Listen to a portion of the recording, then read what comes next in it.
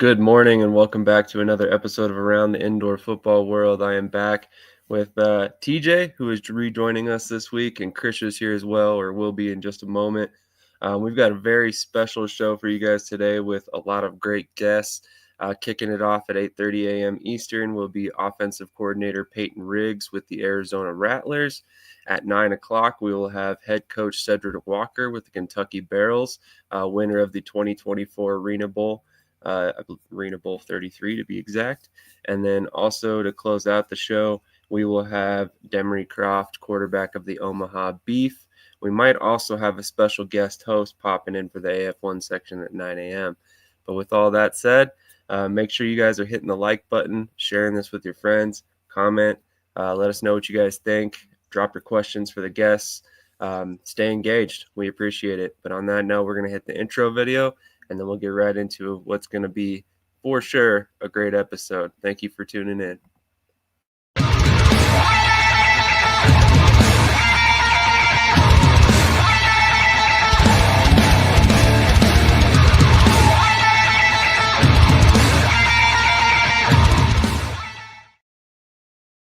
All right, we are back with another episode. There's a ton to talk about today. But before we get to that, TJ, how you doing this morning, man? I'm doing good. Glad to be back after a little hiatus. How are you guys? Doing great. Super excited for today. Krish, how you doing this morning, man?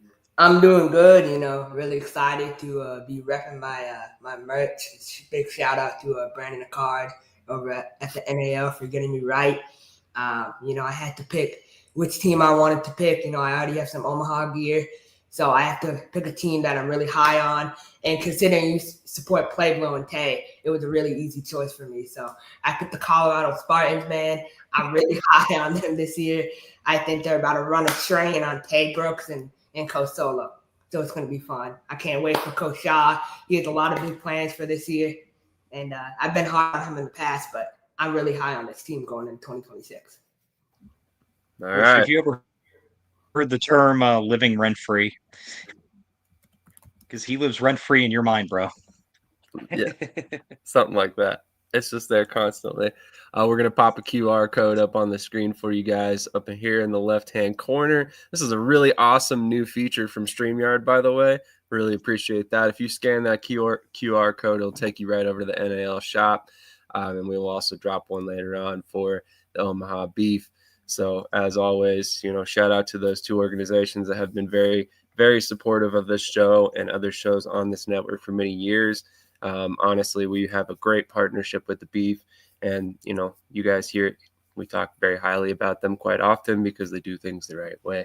But to go ahead and get into the show, there's a ton of news to talk about this week. From teams moving to coaching hires, GM changes, a schedule release.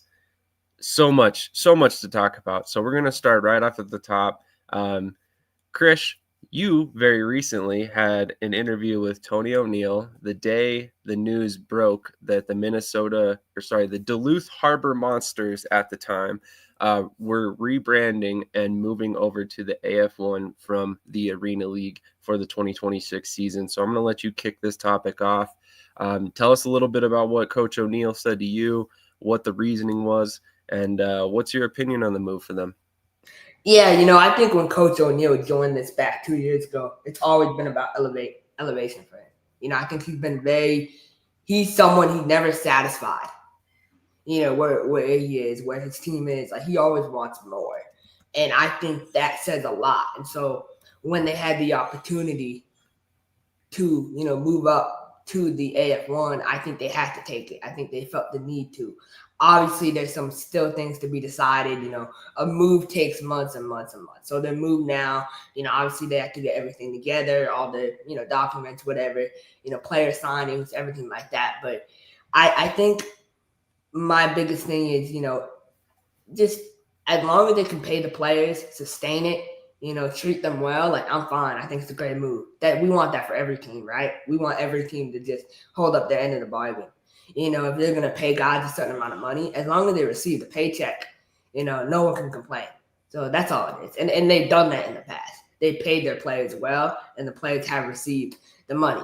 Now I understand, obviously the payroll has increased a little bit, for sure, right? I mean, you're in a new league, you're in a new market, you want to compete with Albany and Asheville, the highest of the highest. So, yeah, I think as long as you pay the guys what, you promise them, that's all it is. And I love the logo. I love the branding. I love it. I think it's a great logo choice. It's a great market. I'm excited. I really hope for the best. I hope Coach Tony and them go out and prove a lot of people wrong, because there's a lot of people, that want to see him fail and want to see him fall on his face. Like, I really hope he goes out and he does his thing, and so does Coach Clark and the whole rest of that organization, because I think that organization can set a standard in a type of way, right? They can set the new standard. This is how you go from day one to now we're on day 700, and this is how we built this from the ground up. So Brian's got a question. Is that the actual logo? It sounded like the team had told Off the Wall that was not the official logo as of yet.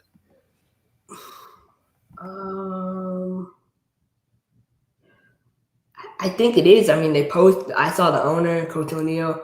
I believe they posted it, so I believe that is. Okay. So that's the logo they're using now, and then they're gonna have. I remember now. So they'll have a vote contest. The fans are gonna get to vote on what logo they want. So that's what they're doing in the next 2 months, I believe. I heard. So makes sense. TJ, what are your thoughts on this one? The rebrand. What are your thoughts on the new branding, the move to the AF1, the move away from the TAL? I mean, it just all the way around. What are your thoughts? I mean, we either put a post up or we were commenting on a post about the potential when rumors started, and I said flat out in my comment, I said it would be a historical moment because it's never been done before. No team's ever come from a 6-7 man league and moved up to one of the core three that are out there right now. So it's a big move. I think the fact that they did it, they're kind of like the guinea pig for it, if you will, and other teams in the Arena League are watching, because if they go out there and they succeed, it kind of opens that door. It gives other teams the green light to work towards that realistically, not just as like a pipe dream. Do I think Duluth is going to do fine? Absolutely. I mean, they've been a model franchise with the Arena League. Like Krish said, this kind of move doesn't just happen because the league makes them mad. This has been in the books. This has been behind the scenes for a long time. So I know for a fact that they have all their ducks in a row. That's honestly, I mean, let's be real. That's how their franchise operates. But I'm looking more towards the future impact it has, because if teams start to follow suit over the next, season, 2 years, 3 years, what does that do for the TAL mentality wise? They're like, okay, so we're basically kind of like a stepping stone. How might that affect their business model or their planning with teams? They might make an airtight contract now where if you void it and don't stay for at least say 2 to 3 years, they can, really fine you or something. Or maybe there's a way they can loop it in, like, oh, if you go somewhere, you owe us certain money or whatever from the new league. It really opens up a potential for a whole can of worms, but at the same time, it's kind of in a good way, because we have teams moving up. We have teams, not only succeeding in one league, but trying to do it again. And the AF1 now, I mean, in theory, they have how many now? Like 2 or 3 defending champions when you really look at the teams that have joined now. So this upcoming season, the AF1 is going to be pretty epic. Yeah, I'm very intrigued by the move, and actually, I wanted to talk a little bit about that point you made about the airtight contract. So, if you guys read into the announcement, and I'll do my best to pull it up here in a second. If you read through the announcement from the TAL, you'll notice some very key points about what they said specifically about the branding belonging to the league, which I thought was unique. I had assumed previously when you bought a franchise or bought the rights to a franchise, you bought the rights to the branding, but apparently that's not the case in the TAL, which is kind of interesting. And that's part of the reason why I believe we saw the rebrand for them to move over to the AF1. But, if that portion of the contract already isn't airtight and it isn't enough to prevent teams from leaving, I mean, how do you modify that and improve upon it to make it that way? Or, do you have to have some sort of buyout clause, or, what do you do at that point as a league to make yourself sustainable, but at the same time, try and keep teams with the league as you go on? Do you have any thoughts on that, TJ? Yeah, I mean, it would be similar to like the AF1 with the whole Orlando debacle going into last season. Everything kind of came out. The AF1 started saying stuff how they were, in their contract, they had basically, if you were unable to play and represent the league in this upcoming season, they could fine you a per missed game, fine. Maybe they implement something like that and consider leaving the league, missing specific TAL games. You know, it's like you said. If they already don't have an airtight agreement in place, then how do you get to that point? I mean, like I said, figuring out a way to fine or penalize a team for doing it, not majorly, but enough to kind of get what they've put into any franchise back, is maybe what they could be looking for.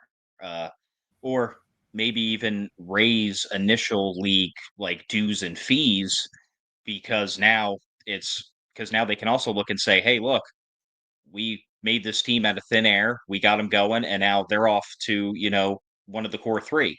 So that increases their value. Maybe they get their money that way. It's complicated because again, this is the first time it's ever happened. So we're all kind of learning the arena league as well in this situation. But it is it is exciting, man. It's more movement, more possibilities in the world of arena indoor football. Absolutely. So here's a comment from Ricky. I'm all about teams doing what they believe are in their best interest. However, I will address the elephant in the room. I am concerned about some of the legal ramifications that will undoubtedly come up and need to be addressed at some point in time. Krish, do you have any thoughts on that? Yeah, I kind of, want to keep this part light. Just I'm doing some more research on the back end too about it and kind of just trying to understand it. So, I want to be a little more informed before I speak on this particular thing. But, I remember when obviously West Texas, that whole situation, right? When they went from the NAL to the AFL, that whole thing with them, right? Something like that along those lines. I think something will most definitely come up. I mean, if you think Coach O'Neil and the TAL are not on bad terms, they're crazy. I mean, you see the statement they put out. They were coming. They were coming for him right off the bat. And so they definitely are going to be coming. But I think he's going to be coming for them too. So it's going to be, vice versa. If you saw his Facebook Live, he did make a comment that I believe he does intend to take the league to court as well. So I can see, I can just see so many things. Him, pushing for defamation against the league, coming after the team. There's so many different things here. And so I definitely think something will happen. I don't know how much will happen or what will happen, but something definitely will happen. And I hope it doesn't affect Minnesota playing in 2026. I would hate to see something like that happen. I would hate it. So, Krish, I mean, you obviously talked to Coach O'Neil, on a fair amount, and you have a pretty good insight into what kind of led up to this situation. What are your thoughts on the situation with the league now? Do you think that sprung up after the fact, or do you think that was something that was already in the works and played into their decision, or do you think they're unrelated and just the timing of everything was based on their leaving? No, I think it's a buildup. I think it's a buildup against him throughout a period of time. I also think, the whole pay thing, right? I know the loose payroll is what the loose payroll is. No one can argue that. But what did Ozark pay Tyler Coker, right? I heard Ozark pay Tyler Coker over $1,200 again. That's what I heard. So, you know what I mean? Like, you can't just pick and choose which teams are overpaying.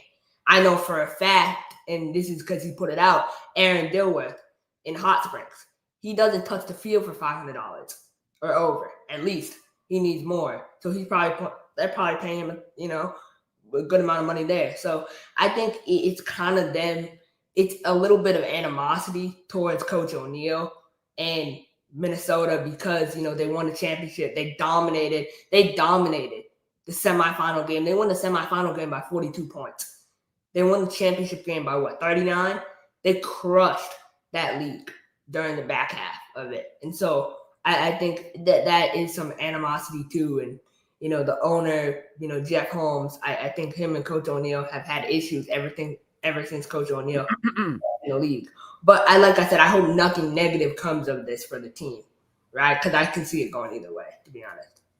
I wanted to pose you guys a question, and Krish, I know you've seen me ask somebody else's question recently, so this is why I wanted to get your guys' opinions on it. But in a situation like Duluth had, right, where reportedly, or at least the way the league makes it sound, they had the highest payroll in the league, and they won 2 straight championships, quote unquote, because of that, right? That's not my words. That's kind of what the league is trying to allude to here, right? So, or at least that's what I gathered from the announcement. But when you look at it that way, do you still value the championship wins that they had because of the fact that they were in such dominant fashion? Or is it a situation where you feel like they bought a championship and now it's time for them to move on because they need more of a challenge? I mean, I think that's probably a bad way to word things, but I'm just kind of curious how you guys feel about a team that goes out and overpays by that dramatic of an amount and then wins a championship.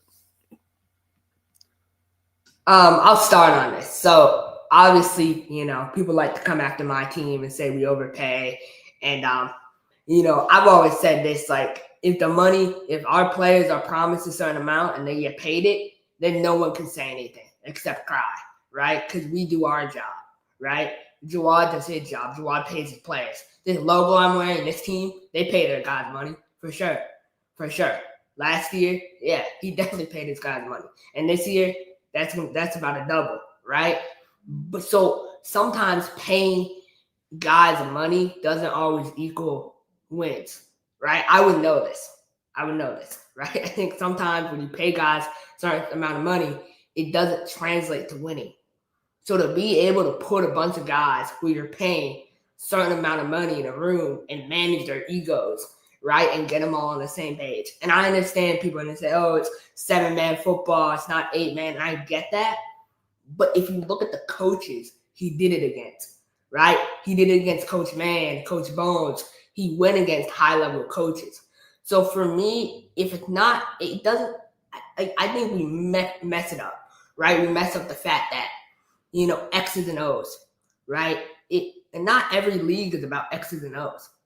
Some leagues are about, can you lead a team? Can you be a leader in a critical moment? And so Coach O'Neil displayed to me that he is a leader in a critical moment. And so that part of it, if you don't have a leader, like you can't just take anyone off the street and have them coach that Duluth Harbor Monster team and take them as far as they went. Sure, you would be dominant. You would win a ton of games. They're talented, right? In my opinion, not to like pit two things against each other, right?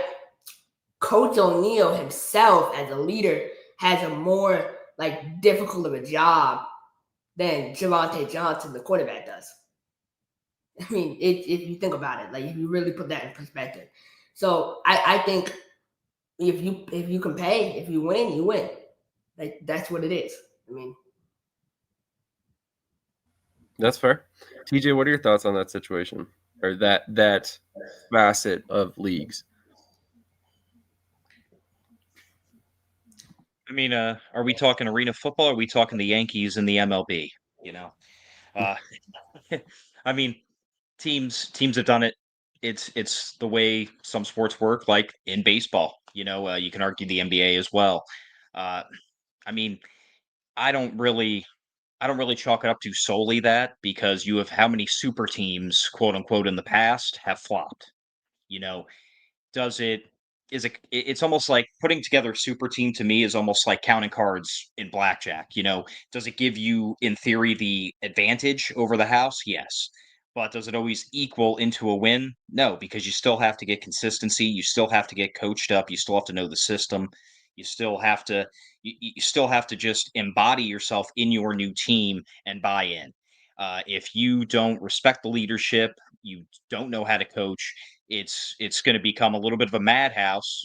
But because you also have kind of a superstar team together, you also have a lot of egos going on potentially. And so just because you throw a lot of money, I don't think that's specifically the reason. And I mean, it's like Krish said. I mean, let's be honest here. How many teams pay above the league min? Okay, or the league requirement? I mean, everyone does it. They were just a little bit more, they're just a little bit more noted or publicized about it. That's it. um so I don't think that necessarily takes anything away from them. I still count those two championships. I still think Coach O'Neill's a great coach. But I mean, I think at the end of the day, really all this stuff coming out is kind of like a little bit, again, like Chris said, a little bit of like a smear campaign, just because of how things kind of fell out between Duluth and the TAL. I did want to. Can I add this one point too, TJ? AF1. Look at Albany. Look at how much they pay guys. This year, it's going to come down to a lot more than pay, in my opinion. It's going to come down to coaching, because now you have other teams in the AF1, such as Minnesota, right, Kentucky, Beaumont. These teams are willing now to up the price, and that's just the reality. Ezekiel Rose. I mean, he's a guy who played for us. When he left, I mean, I'll put this out there. He put it out publicly. I will not play for anything less than $1,500 a game. He put that out. I will not play for anything less. So that's where my price starts. So he doesn't come cheap. So if Kentucky's willing to go out and spend that type of money, and I mean that says a lot. So I think it depends on the league, right? IFL comes down to coaching. AF1, I feel like it comes down to talent more than coaching, in my opinion. So it's all about the league. Absolutely. So we have kind of a surprise guest that I was not expecting, who has some input on this subject. So we're going to bring him on and let him speak for a moment. How's it going, Ricky? I'm doing good, Sam. I'm doing good. And good morning, TJ, TJ, Krish, everybody. I'm a little bit sick, so I apologize. I think there's two separate subjects. One subject I don't want to talk about that you guys are talking about in regards to players' success and everything else. That's a conversation that we can spend for a long period of time on. TJ, I happen to be a Yankees fan, and how do I want to say it? Joe Torre. A lot of people can talk about Joe Torre's success of winning World Series and championships when George Steinbrenner is out buying you the best talent all day long. Is it really the coach or is it the players? I get your point that you're trying to make, but Krish as well, though, it takes a certain type of coach to manage all those different types of personalities, egos, and everything else. So as a Yankees fan, I hear both sides of the equation. That's so, hey, we can talk about that part. And I want to be very careful about what I'm going to say here. Sam, I offered to get on in regards to the entire conversation. Look, at the end of the day, I want to see whatever team within this industry succeed. I take no success at all in seeing teams fail or go under, regardless of whatever league they're in, or like in this dynamic. I mean, hey, as I said before, I am all about teams doing what's in their best interest and what they believe to be in their best interest as well. Because ultimately, at the end of the day, it's no different than players. I talk to players all the time. I want the players to do what's in their best interest. And so when we're talking about players, pay, salary, and all that, before I get into the legal part of what I really want to come on and address here is I'm all about players getting the ultimate top dollar that they can get. What I don't want to have happen, though, is, and we've seen this time and time again, where players are made certain promises or expectations, and those promises and expectations are not delivered upon, because what it does, it indirectly impacts my organization and any other organization out there that is doing it a certain way or the right way in regards to, we're going to promise and commit to do this, and we're going to carry through on that. In regards to like Duluth and Coach O'Neill, I have never heard a single player at all complain about them not getting what they were promised or what they were told they were going to get. So regardless of whatever Duluth does or any other franchise, I'm not worried about that. I get worried about whenever my players call me and there's certain organizations that I know they're not going to deliver on, or they're not going to get what's promised and deliver to them. That makes things difficult for us to have to stick around that are going to be the exact opposite of that. So here nor there in that, in regards to that topic, Sam, here in regard, and Krish and TJ as well. So what I want to just make sure that I address here is that, and look, I have no ill will towards the TAL, no ill will towards AF1. Full transparency, I am sick here, guys. I apologize. Working with Steve, Steve in Duluth, part owner, the general manager, that guy works incredibly hard. He works with us, and like he's actually helping me out with a football equipment purchase that we're doing here in Omaha. So we all work together with one another. But back to what you were talking about, though, Sam, in regards to the whole move and everything else, I am worried about. I mean, there's gonna be. I can just tell you, there's gonna be some kind of a legal fight that's gonna come out of this, because TJ, as you brought up, TJ. Leagues are required to sign league affiliation agreements. Now, those vary from league to league and the requirements that are in them. It's only happened 2 times in the history of indoor football where the league affiliation agreement has been challenged in a court of law. It's been threatened several times, but only 2 times it's actually gone to court. And I just happen to be the guy that was the star witness in both of those instances. And so I can tell you that if anybody's going to talk about an opinion on something, I'd like to think that my opinion as a star witness in both of the times that it's gone to court, it was once many years, 2018 between the CIF and the IFL, and then last year between the NAL and AF1. In 2018, it was the CIF,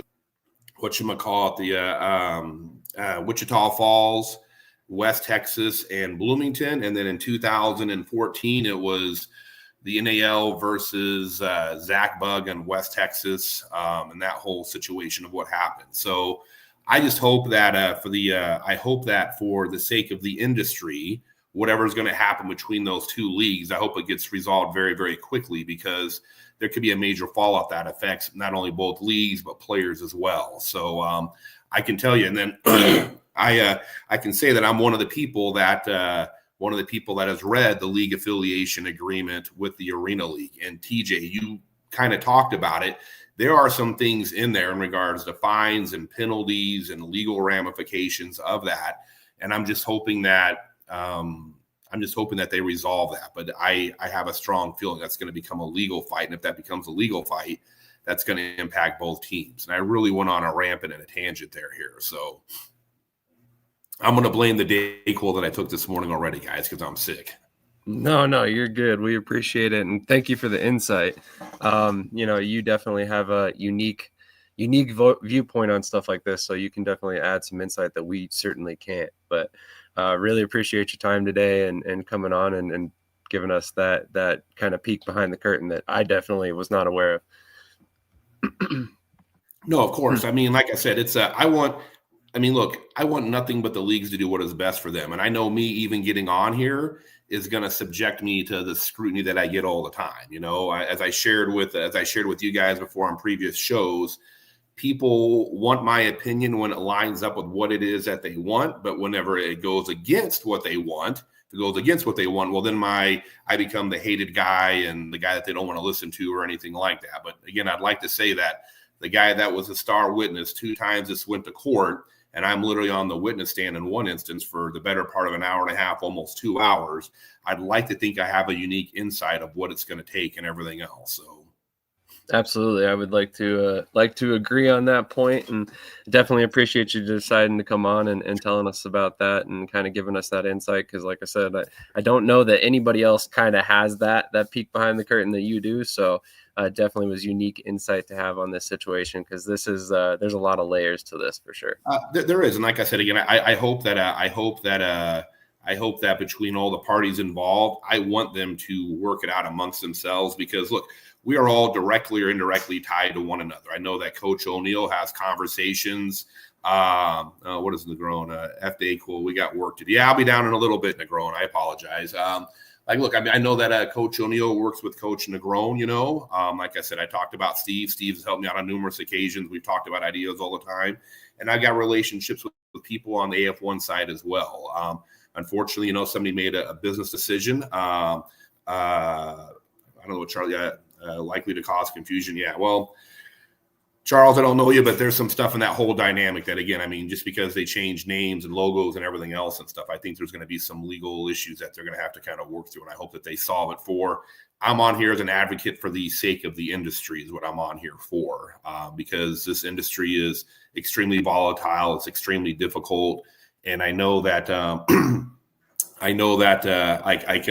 I'll ask the three of you guys a question and then I'll get off the phone here. But TJ, if you had a contract, let me back up here. In NFL contracts, people sign contracts, players sign contracts with franchises. At the end of the day, players and what's reported, they only care about one thing in regards to that contract. And what is that? Money. Yeah, the guaranteed money is what it is. The guarantees that are in that contract. You wanted to leave and go somewhere else, but Sam had in his contract that, hey, Krish, if you want to leave, you got to do this and this and this in order to leave. Would Sam be a bad guy for being the one wanting to enforce that, or no? No. So I can tell you that there are things in those contracts. So and I'll just use my league, for example, if a team was in, do it through the pros, whatever it might be, if they decided to leave, would it be within my right, because it's going to damage my to go on ahead and seek that legal recourse that's in there? Would anybody fault me for that? I don't think so. So, no. Yeah, I mean, and again, and just like, I mean, what is it? I'll talk about Coach O'Neill. He talked about, hey, I'm going to go do this and this and this because of what was said or done, and there's no merit to it. If that's the case, I'll just tell you that there is 100% fact, and there is stuff within those agreements and those documents that I just don't think people fully understand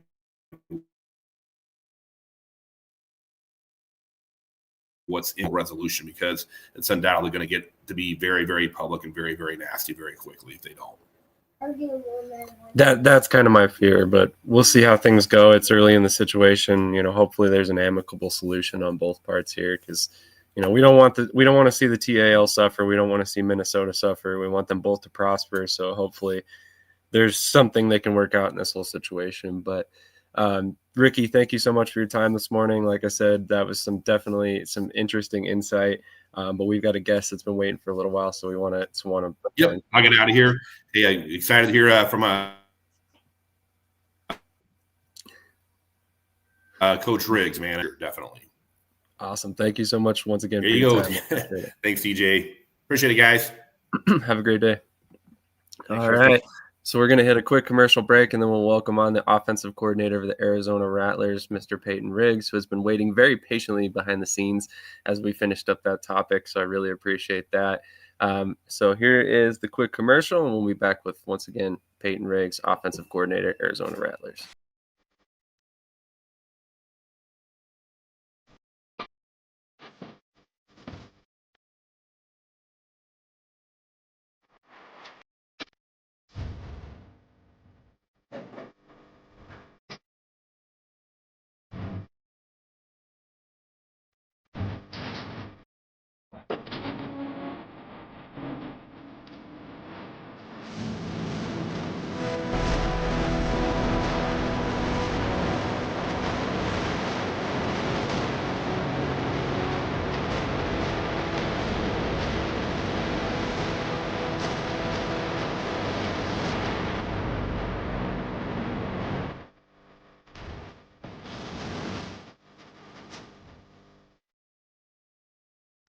SeatGeek is the ticketing app for fans like Boomstick Lady.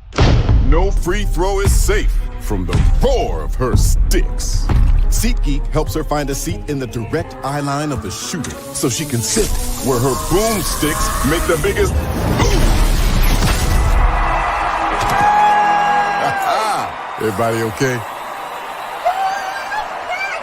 SeatGeek handles the tickets to sports, concerts, and more, so fans can fan. All right, shout out to all of our sponsors that help make this show possible. And now we are here to welcome on offensive coordinator Peyton Riggs of the Arizona Rattlers. As you can see some of the stats up on the screen, his offense was highly efficient this past season. This is his third season as an offensive coordinator. Without further ado, thank you for joining us, Mr. Riggs. How are you doing this morning? Doing well. Thanks for having me on. Absolutely. This has been a long time coming. I think we talked about this originally about a month ago, almost 2 months ago at this point, and here it finally is coming to fruition. So I really appreciate your patience and then your time this morning. Yeah, no problem. I'm excited to get on here and talk with you guys. Definitely. So you've had kind of an interesting start to your career. I mean, obviously you're the son of Curtis Riggs, who is kind of a legend. You're walking in some pretty hollowed shoes there as far as what he's been able to accomplish. What was it like for you to get your coaching career, your beginning in coaching in the IFL under him when he's got kind of a large shadow to cast? I don't think I ever really looked at it as a large shadow, just because coaching with him, it was kind of like coaching with my best friend. And so, I mean, yeah, we would have arguments where I wasn't ever really going to back down to what he said if I agreed on something. If I disagreed, I was pretty firm in what I believed. Ultimately, it was his say of what we would do.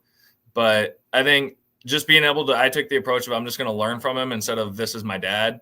And I think it helped me a ton. I remember, the first game that I was calling plays, I leaned on him a lot because I was pretty in over my head. I would say it was moving a lot faster than when you're just a fan. But as the year went on, I felt like it got a lot more comfortable and just like pretty easy at that point. And then having him in my ear is something that no one else has been able to do. And so having his advice, his input on like what plays we should look at or like thinking ahead for a drive or two later was something that I valued. And I think the shadow part is something that is a big reason of why I wanted to kind of leave Sioux Falls, even if they were going to be around again. Once he retired, I was pretty much done in Sioux Falls. I didn't really have much there left for me. And so I was already looking to kind of get out. And then when Coach Guy reached out, I was like, okay, the shadow thing, I can get out from under now and kind of come here and plant my roots here for a little bit. Makes sense. Definitely. So I kind of alluded to it a couple moments ago. I mean, you started, I believe it was 2023 season, right? With Sioux Falls. Yeah. So obviously that was when you officially started, but I mean, your father was the coach. So when did you really start getting involved with coaching and assisting the Storm? Yeah. So he actually runs a football academy in South Dakota, which I started training like high school all the way through kindergarten kids. Probably when I was a freshman in college. I was playing basketball in college at the time. And then I would always go to practice as a young kid. And then once I kind of got to the point where he knew that I understood what I was talking about, schematics, training, all that type of stuff. He kind of just let me hop in with the receivers coach and coach guys. And then I would sit up in the press box on the headset with him just because I knew the rules better than anyone. I'd seen the game my whole entire life, so I could see things really quick. And I would say I was probably 20 at the time, just sitting up in the box with the headset on.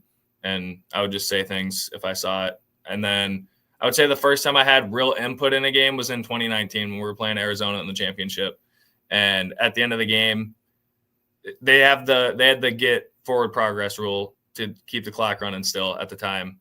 And we were on the 1 yard line. We didn't want them to get the ball back an onside kick or score an onside kick on us. And so I got on the headset and told them to take a delay game so that we could get positive yards and run the clock out.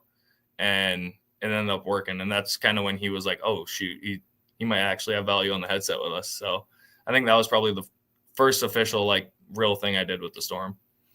That's awesome. I figured it was long before you had actually officially taken a role. Krish, do you have anything for Coach Riggs? Yeah, Coach, I appreciate your time. I think my first question for you, you've been in the rooms, obviously, with your dad and then Coach Guy. How would you say their leadership style kind of differentiates from one another? Yeah, I would say my dad was fairly laid back for the most part. And then once game day kind of came around, or if it was like a big game week, he was pretty serious all the time during those. But if it was just all the coaches, he was usually pretty laid back, like to have fun, talk to us. And then obviously when something serious would happen, he would lock in. Whereas I think Coach Guy is all business pretty much all the time. I mean, he's a fiery, intense human being. I think he's probably one of the most misunderstood. I think both of them were really misunderstood. I think when you have the success that they've had, you're going to get a rep of just what you see on the field. And I think a lot of people just look at what they see on the field with those two and don't really know what they're like off the field. And so I think in that way they have similarities, but in their mentality with how they approach just every day, it was a lot different. So.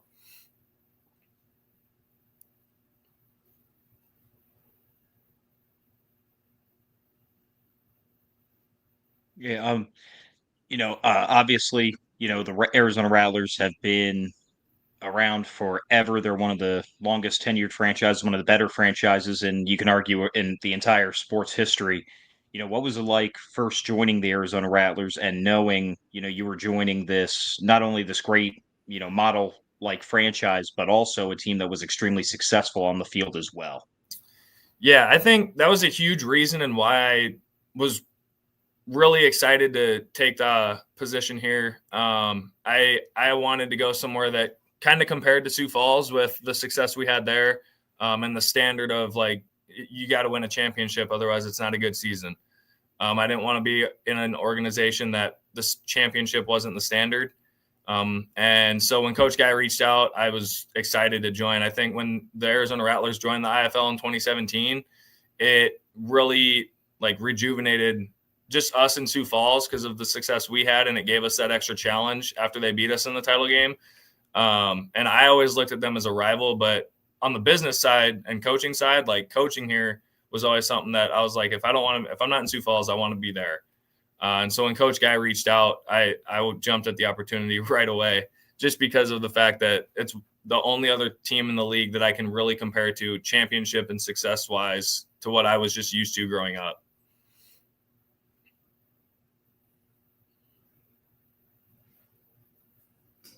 I did want to ask you, you acquired a quarterback in the offseason with Michael Hires from Sanford.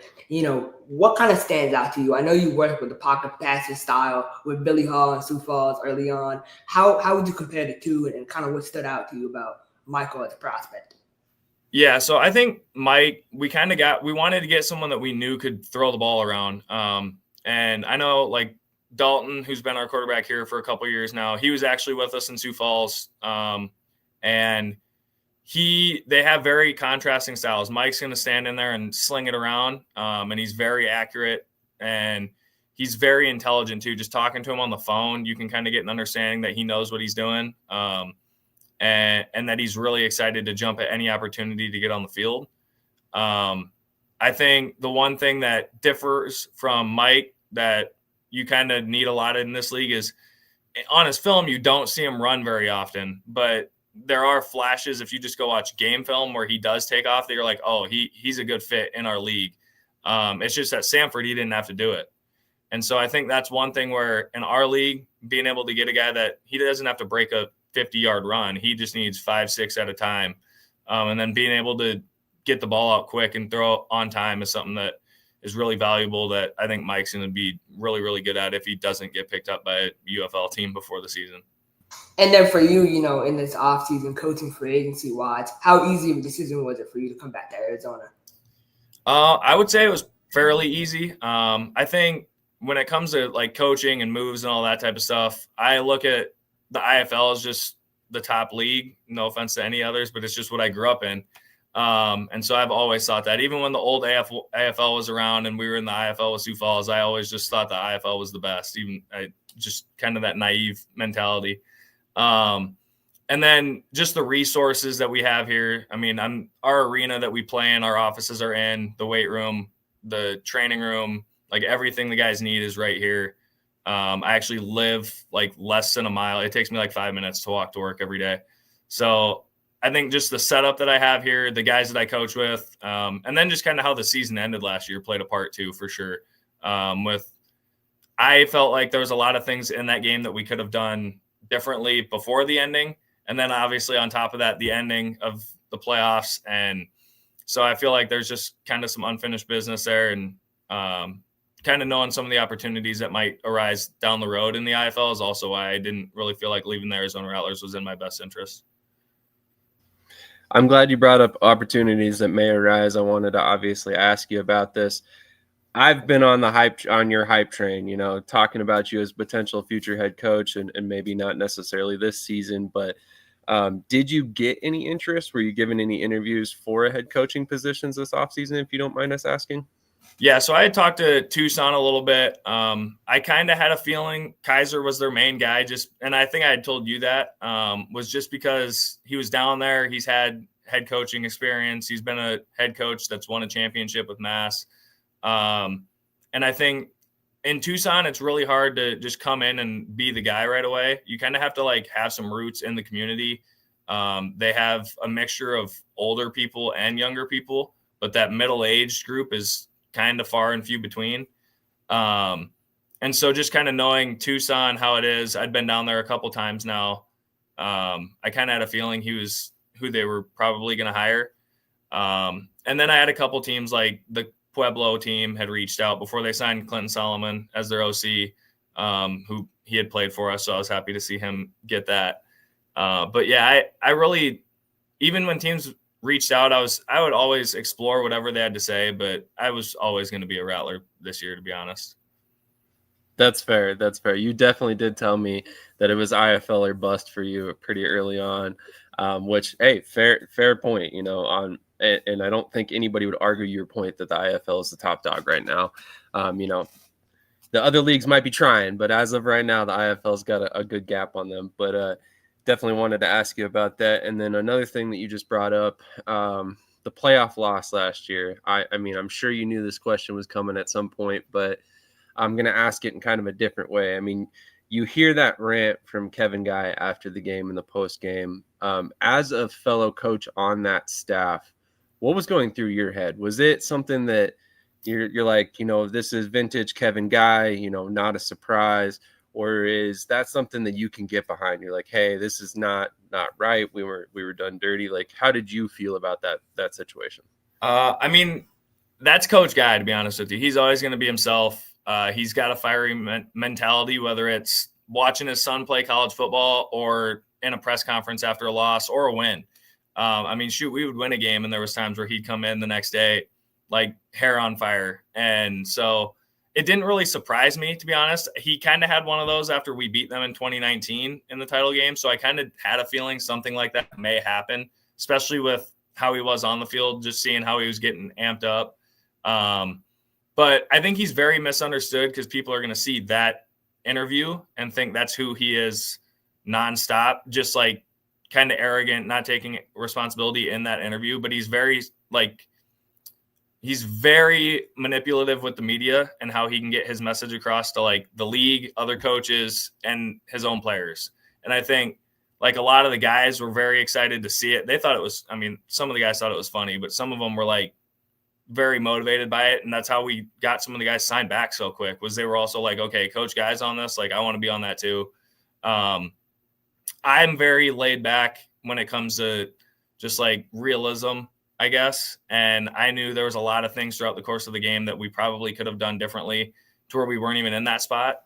But then again, we were in that spot. And so it's kind of one of those where I had a lot of things throughout the game that I wish I could have changed. But it came down to that. And I mean, did I think the protest was going to work? No, but there was a good case for it. So I don't know. It brought a lot of eyes to the league. Coach Guy, the first thing he said after the interview when we got upstairs was, wait till you guys see this. It's going to go viral. And I was like, oh gosh. And he's like, no, I'm going to bring eyes to we're going to get more eyes on the IFL than we've had in a long time because of this. And I was like, okay, maybe he's thinking ahead. And yeah, he always does everything like 3 steps ahead of what he's thinking. So I like that point that you said that, like, I think the wording was probably a little bit stronger than you intended, to be honest, but the manipulative the manipulation of the media to get his message across. Mm-hmm. And I think that's something that if you look in the NFL, if you look in any major league, the really experienced coaches know how to use the media to their advantage. And I think that, to your credit, he did it well, and he's right. That clip went viral. The league went viral. Everybody was talking about the IFL for a week and his rant about the officiating. So, good on him for getting more eyes on indoor football. And to be completely honest, good on him for being critical of the things that need to be worked on in the IFL. It takes somebody to have a voice at some point to get the motion going to fix those situations at some point. So I think that it had to be said, and it makes sense that it was Kevin Guy to say it. So, TJ, do you have anything else for Coach? Yeah. Obviously, we just talked about how last season ended a little short of expectation. I'll understand if you can't really go too far into specifics, but is there anything from your standpoint that the team or you need to work on going into next season to help propel you to get back over that hump and back into a championship? Yeah, I think there was a couple things. The first one was, we were really injury. We caught the injury bug in one room all year in the receiving corps, where I think it was after week 5 when we played at Tucson, we didn't go 2 games in a row with the same 3 receivers on the field the rest of the year. So every week we had at least one new body in that room suiting up on game day, which made it really hard for myself, Coach Guy, Dalton. The timing and everything, getting guys caught up to speed, getting them back off injury, they'd be hurt again. That was one thing that, all year was really frustrating because you'd finally think you got everyone healthy, someone else would fall off. And then the other thing was just getting guys with high character and intelligence. I think we had a lot more penalties than we're accustomed to here this last season. I know at one point we were leading the league in unsportsmanlike conducts. And we were trying everything we could to get it out of the guys, like everything. And it wasn't changing. And so this offseason, we took the approach of we're going to get guys with high character, high intelligence. We're going to do the background research on everyone we recruit now instead of just signing a guy because of his talent. So talking to guys like with their college coach, their strength coach, that type of stuff has been really beneficial this offseason, just making sure we get the right guys in the locker room. It makes perfect sense. I like that point. Krish, do you have anything for your coach? Yeah, Coach Riggs, I know you kind of alluded to it, but what position group do you kind of hope to improve the most going into this offseason? Yeah, I think the receiving core is probably the first one. I know at the beginning of the year, our receiving core was Isaiah Houston. That was pretty much it. And then, in this league, you're never healthy after the first day of training camp. This is just kind of how it is. And so being able to have 3 guys that are able to stay fresh the whole year and produce the whole year is something that we're really working towards doing. I think we have a couple guys that we're looking into, getting into here that will help that. But I know also just kind of how we're reforming practice after last season. We're a high intensity practice team too. We want it to be tougher than games. And I think at times that hurt us because we'd have a guy fall off with injury and we would just treat practice the exact same, even though we lost the guy. And so everyone's rep load would increase and then another guy would fall off. And I think that's just something after the season, having the self-awareness in the coaching room to be able to change stuff like that if we have injuries to where we're keeping everyone healthy and we don't have to go through that headache every week.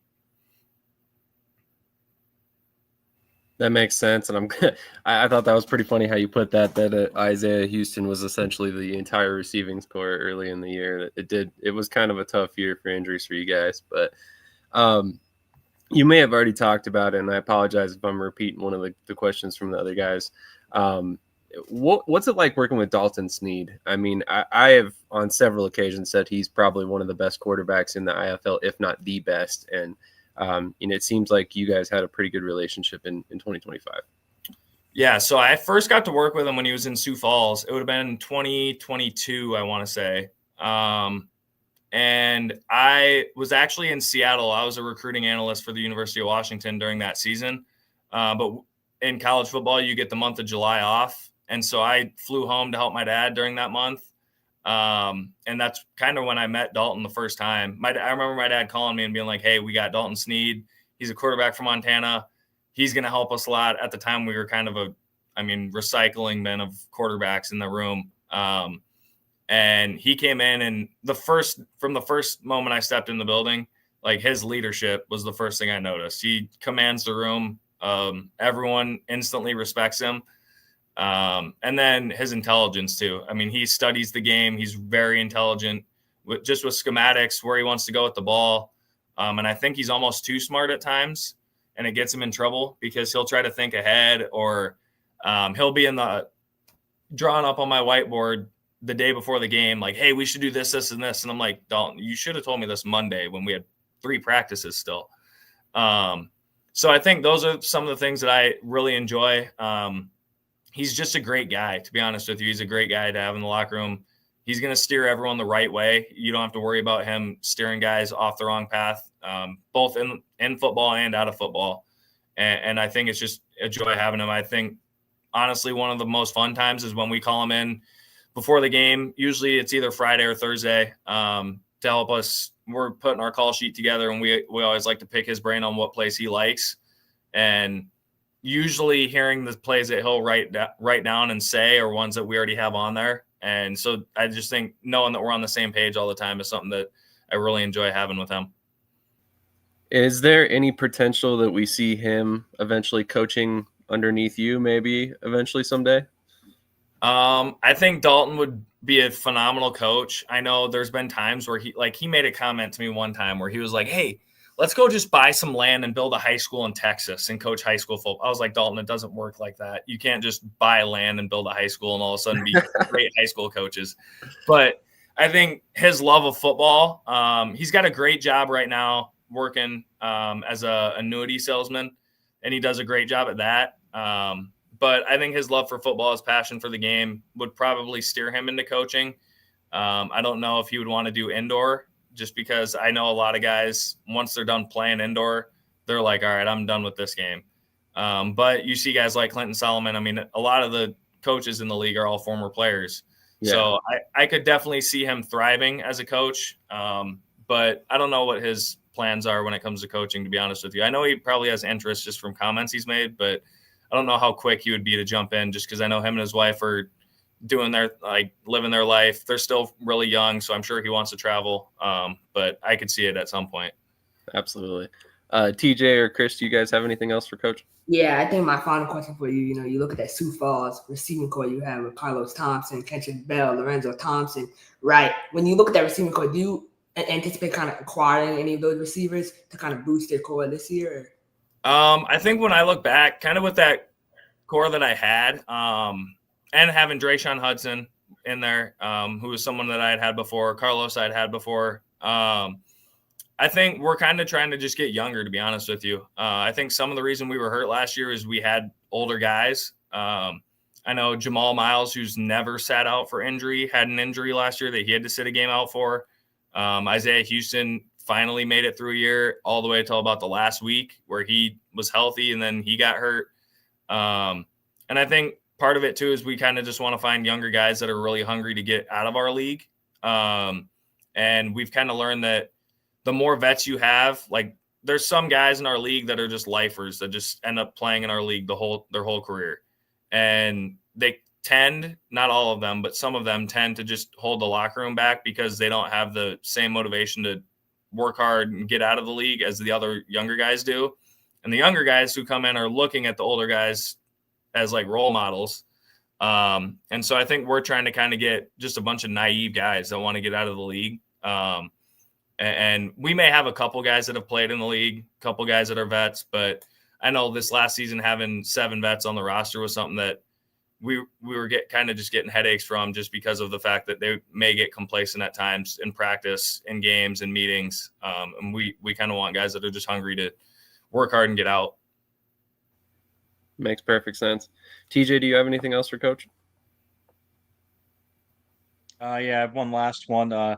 It's more of an opinion, no right or wrong answer in my opinion, but what position do you think is the most important you absolutely have to have? I think there's 2, maybe 3. But I think center is a very undervalued position. I say that because of my last season in Sioux Falls. We started the year where we lost 3 games, and I felt like all 3 of them were on our center. We couldn't even get the snap to the quarterback. I think we had like 6 fumbles that all hit his butt and fell down, and we didn't even get a chance to run the play. And because of all of our success in Sioux Falls, we always had really, really good centers. Every year we played, we had, I think the last 3 we had were all league pretty much every year they're on the field. And then nose guard is the other one that I would say outside of quarterback. Quarterback's like the obvious answer.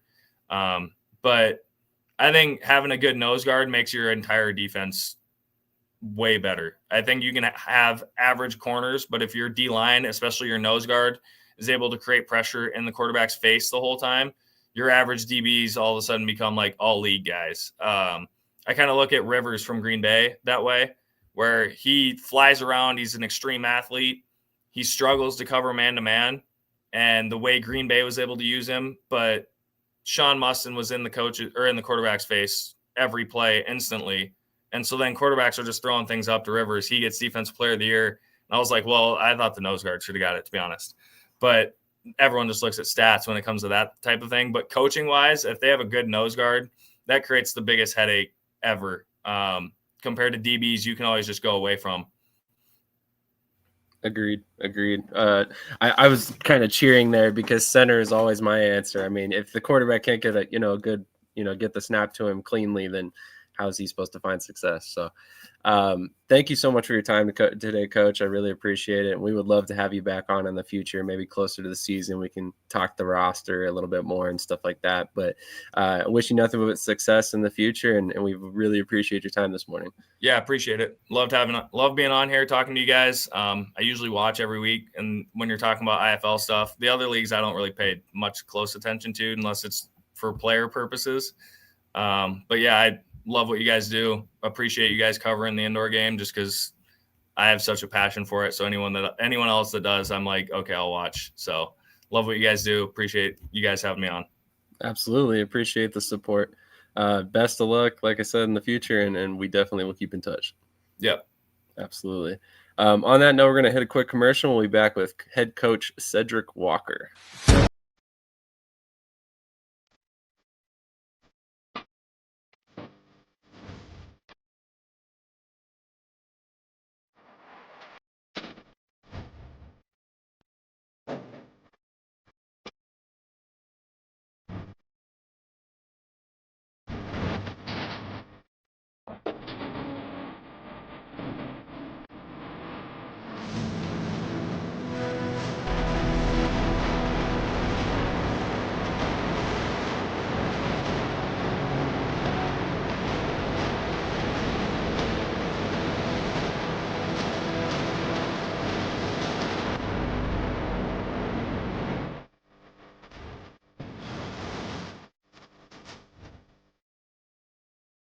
How many times a week? Like three or four times maybe. I gotta pump those numbers up. Those are rookie numbers in this racket. I'm just being myself, cool as can be. When I'm being myself, you wish you were me. It's so easy. Get out your own way.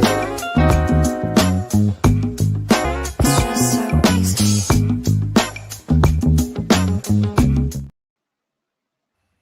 All right, we are back with a man who most recently won the Arena Bowl in 2024. He's a 3-time Arena Bowl champion.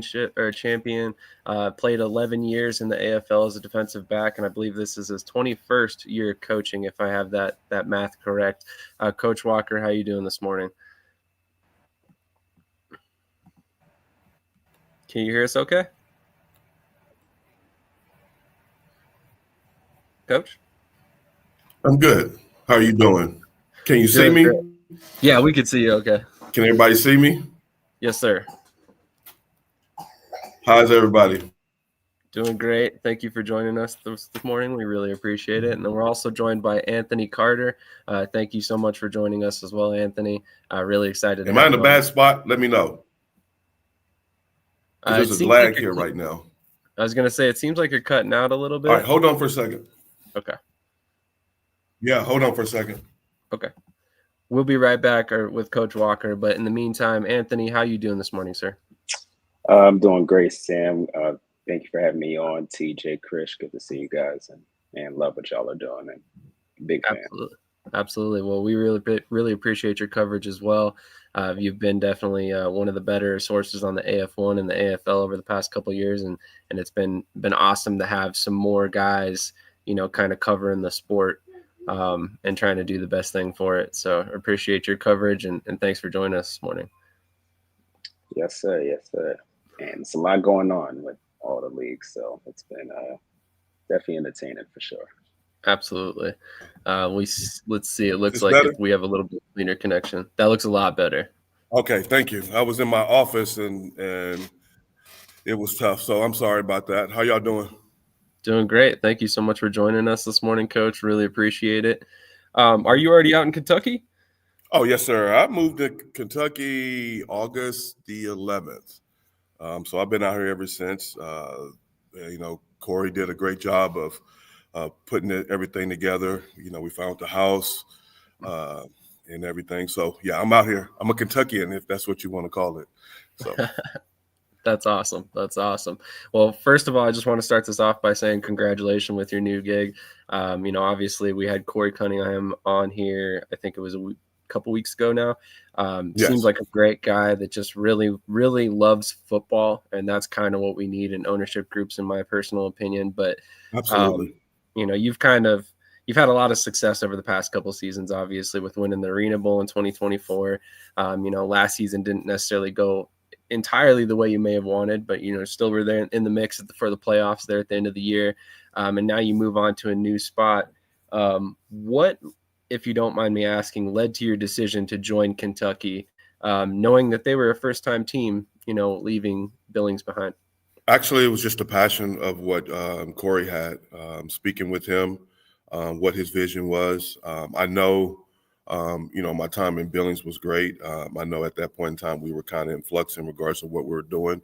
So I had a conversation with Steve to, kind of let him know what was going on with my decision, what was best for me and my family. And then after we had that conversation, Corey and I sat down, actually flew out here, and me and him had a great conversation. He showed me the city. He showed me the facilities and everything. And actually it was easy for a decision to be made. I'm nothing against Titus and Billings, obviously, but Corey seems like I said, a great guy, and seems like a great setup as well. So it is. The people here have been wonderful since day one. The people here at the colleges, the CFO, Chris Calvert, has been great here. The Truist Arena people, Garrett, Miss Regina, they've done everything to make sure everything is set up for us. They just got us offices here, so we have our own offices here. It's actually a great blessing. Absolutely. Anthony, did you have any questions for Coach? Yeah, Coach, good to see you again. I think how you doing? Last time I saw you, I'm doing great. I think the last time I saw you was at the famous Mall Bowl. Yeah. So it's good to see you again. Last time I checked, we were still champions. I don't care if it was at the mall, at the ice rink, we were still champions. Right. And I know I'm gonna catch it from the Albany faithful, but hey, yeah, it is. I'm sure it's all good. And I kind of just wanted to just look back on that a little bit and talk to me about how it was for you coaching that, being with that league, now transitioning to AF1 and ultimately getting to Kentucky.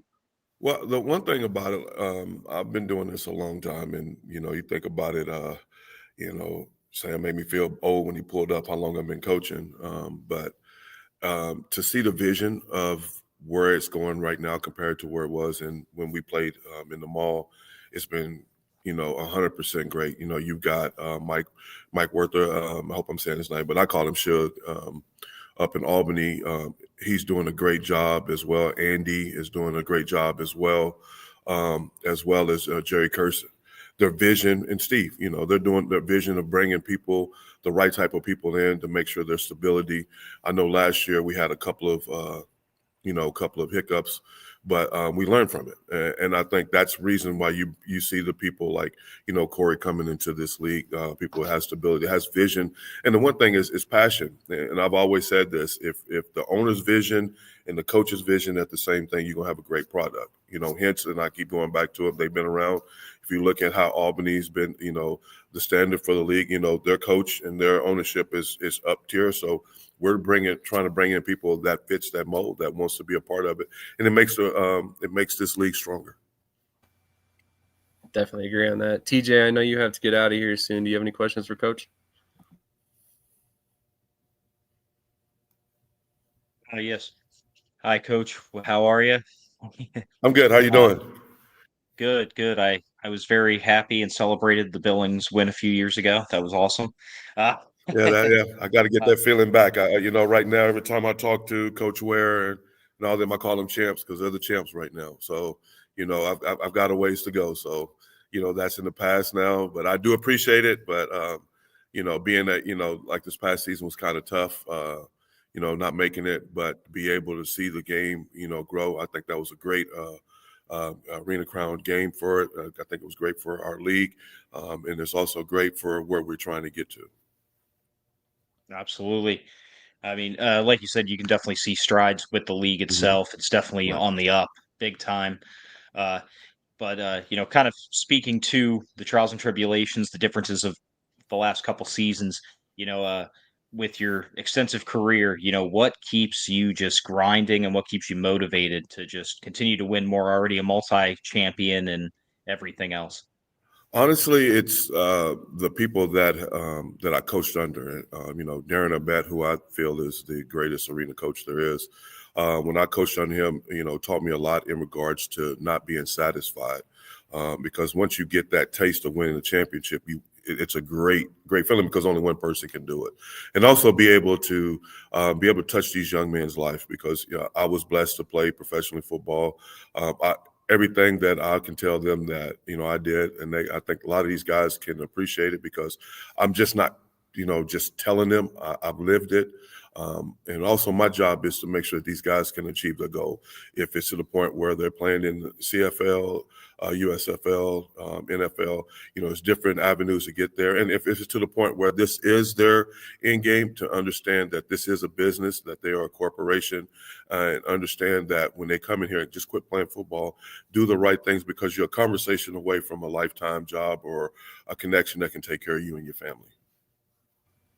I love that point. I mean, this league in particular, I was very impressed by the amount of people they've elevated over the past couple seasons, specifically to the NFL. We don't see that a lot. And there's been like 3 or 4 players that have jumped to the NFL directly from the AFL and the AF1, which was always awesome to see. But Krish, do you have any questions for Coach? Yeah, Coach, one point of your roster that really stands out to me is that quarterback room. Luke Bailey from Drake University. I mean, he looks like the next up-and-coming star. Talk to me about that room and how excited you are about those 2 guys. I'm very excited because to me, that room is the most important. That is the glue that keeps the team together because everybody's looking to the quarterback. The quarterback, right, wrong, or different, is the team leader. Having Luke being the first barrel we signed was a blessing. His agent, Sarah, reached out and said, "Hey, this kid just I think he lost the appeal to go back," and watching his film. The one thing about this game and Luke that I really feel that is a great mesh is his arm angles, being able to throw every type of ball. And then the one thing is passion for the game. I talked to him. He was like, "Coach, I want to come in, be the best. I want to make sure that I lead this team to a championship, and I do whatever it takes." And to me, that's how you start building a team. Absolutely. I wanted to kind of shift gears a little bit and talk about the partnership with the college and the university with you guys. How do you anticipate that helping in your particular case, where you can kind of delegate some of your duties to some more prevalent internships and stuff like that? Man, that's been different because this is I literally the first time in a couple of years that I've had that. We've got some great great connections here. Like I said, Miss Regina has done a great job. Garrett has done a job. He's done a great job here. We've got great social media, and then we've got great interns. The young ladies have done a great job. Brinley's done a great job. Madison, Morgan, Val, make sure I don't miss on Sydney. They from day one, they've come in. They want to be a part of it. And it feels good to come in knowing that now we have a team, the people that want to help out. Absolutely. Anthony, do you have any other questions for Coach? Yeah, and it was actually kind of branching off of Sam's question, because I think a lot of times when you see new teams, I think oftentimes they struggle with, getting with the community and things like that, where I think Kentucky has a unique opportunity, as you mentioned, partnering with the college. Is the league sort of looking at Kentucky as like maybe the blueprint to evolve in this game even more? Well, I think the one thing what makes this so unique is that Corey, our owner, is an alumni here. And second of all, there's no football here. So you got to realize having a college that doesn't have football is really kind of unique, because now you have the kids here that are excited, because every time that we've walked around, every time they see the brand, people are, hey man, we're excited. We have football here, and we're ready to go. And the thing is being able to really piggyback off of what the Bengals are doing, because, you think about it, the big Bengals fans here, you do have a couple of Browns fans here, but to be able to give them that fix or that, that taste until NFL comes back. And that's what I think was going to make this great. And then also the biggest thing is they want football here. Every time that we've talked about something, they go back to, Jared Lorenzen's days when they were the River Monsters and how this was packed, and I wish they brought it back. I actually ran into, now he's a good friend of mine, is Deputy Stevens. And he was so excited. He's bought season tickets in regards to what's going on, because he knows what type of, what type of game what it's bringing. And also the biggest thing, and Corey's done a great job in our arena, is affordable. It's fan friendly. It's affordable. You can bring your kids there, and it's something they can enjoy. Absolutely. TJ, do you have any more questions for Coach?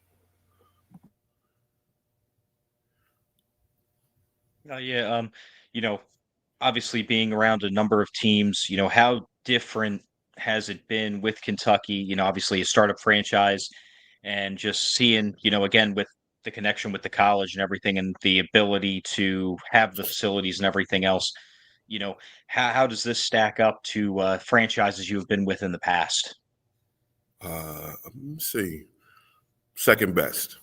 It's the second best. I mean, San Jose was a standard, and I can always say that. But, to be able to come in here and, we have our locker rooms. I mean, we're going to be able to practice in the arena for training camp. We have, 2 sets of practice fields for for us to do it when we don't have the arena. We have our own locker rooms, and it's guys really like that, to be able to know that they can put their, the gear in one spot, be able to have a routine, and that's huge. And then to be able, if we're having a conversation, hey, this is what we're asking for. It's not an argument. Hey, whatever you need from us, we're going to make this work. Love that. Krish, do you have anything else? Yeah, Coach, one move that you made yesterday was signing my boy Ezekiel Rose. I mean, he's played with Nashville, Albany, Massachusetts. How big of a signing was that? Talk to me about that recruitment process.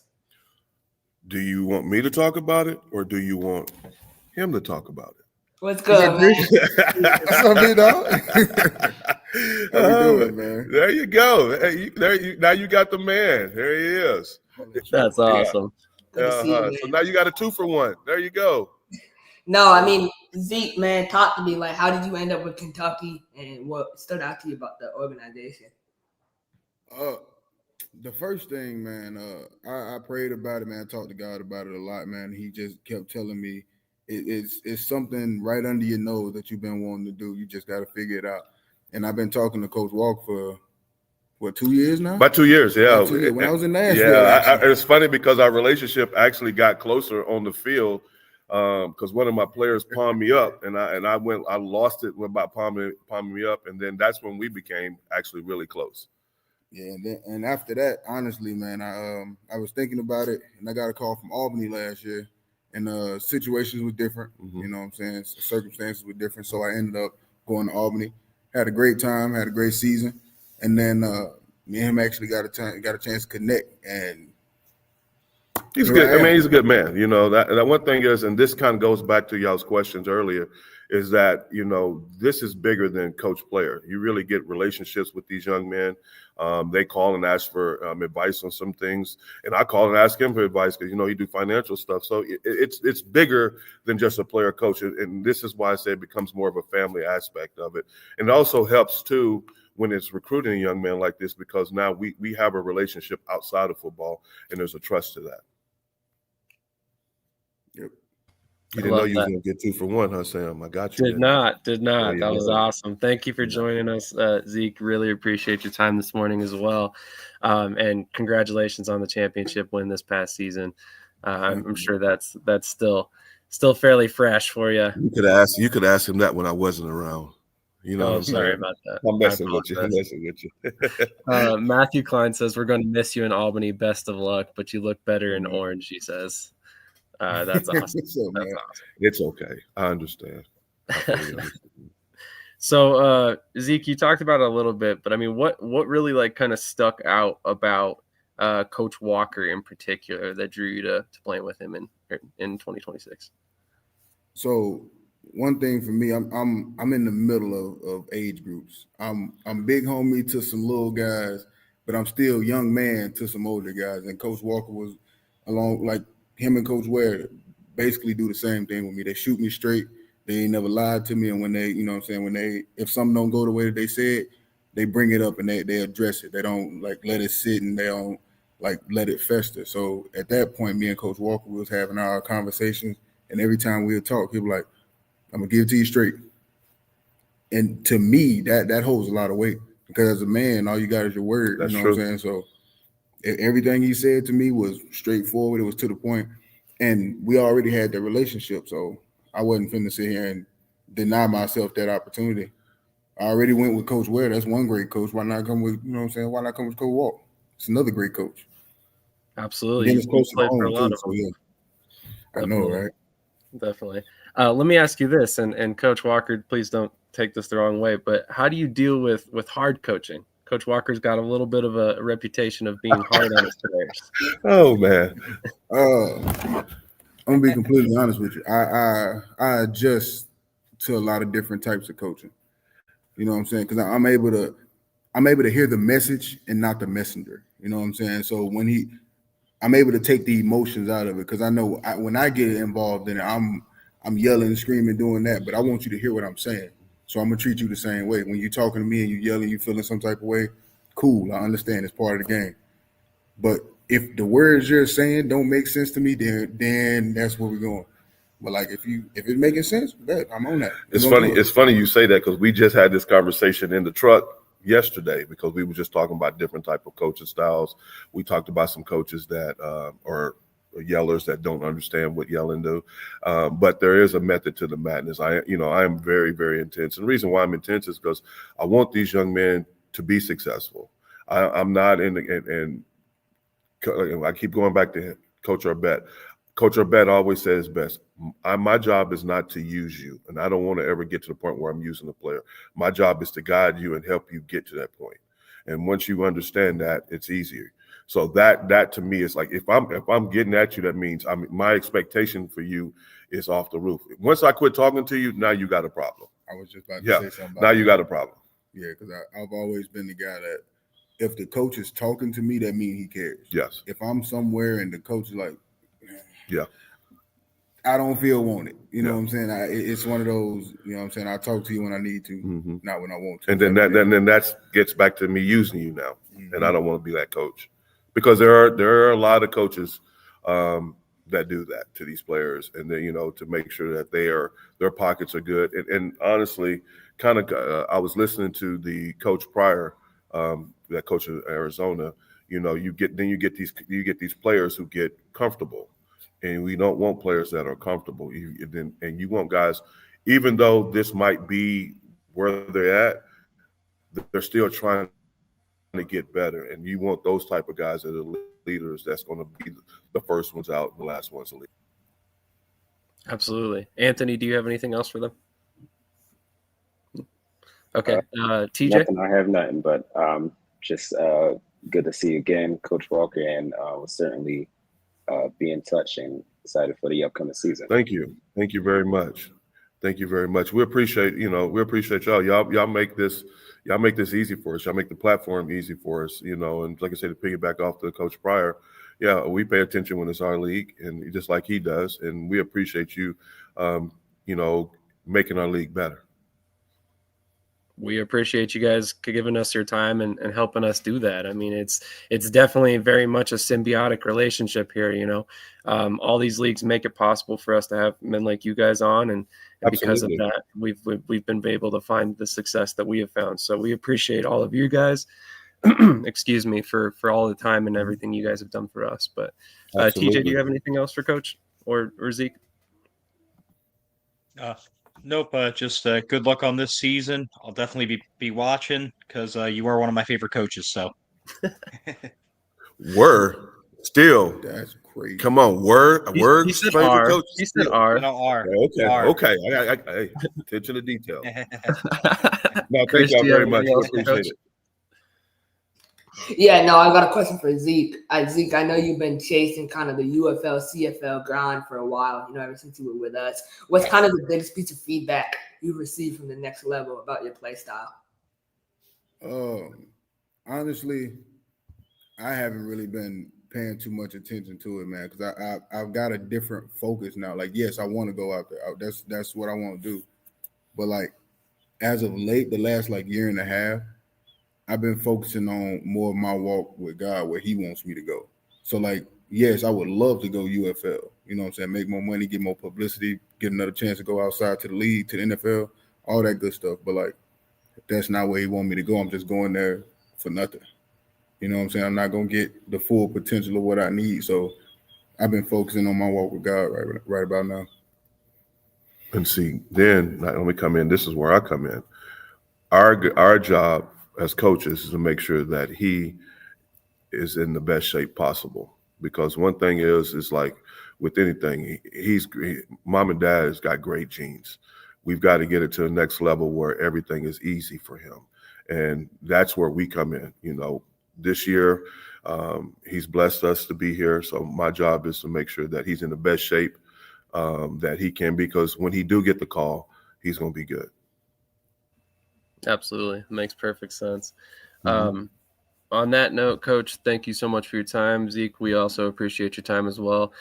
Thank you so much for coming on this morning. It's been a pleasure talking to you, and I wish you nothing but success in 2026, and hopefully you guys get another ring by the time it's all said and done. I do like to have one more thing. I know just want to say thank you to all the Billings fans. Thank you for everything, but a special thank you to Mr. Brown. All right, you want to make sure we got that, because he took care of us with that from day one. Him and his family took care of me and Summer when we were there. So if anybody needs anything, Brown's Heating and Plumbing. Love it. Thank you so much, Coach. Really appreciate your time. Thank you again, Zeke. Really appreciate your time, and best of luck in the future. Thank you, man. I appreciate y'all too.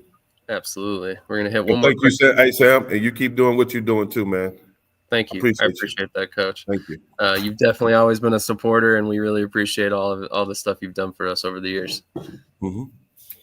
But on that note, we're gonna hit a commercial, and we'll be right back with the quarterback of the Omaha Beef, Mr. Demery Croft.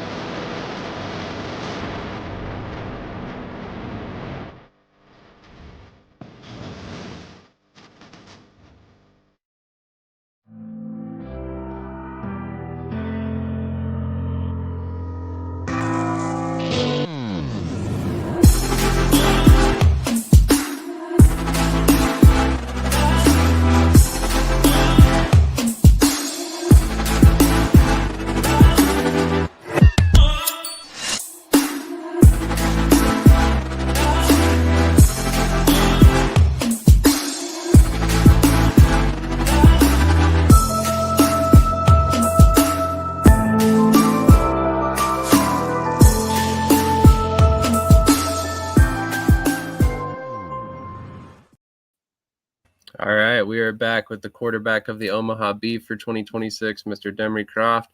Mr. Croft, how are you doing this morning? Good morning. How y'all doing? I'm doing very well. Doing great. Thank you so much for coming on. TJ, I know you got to get out of here. I want you to kick this one off. You're a big Beef fan, so.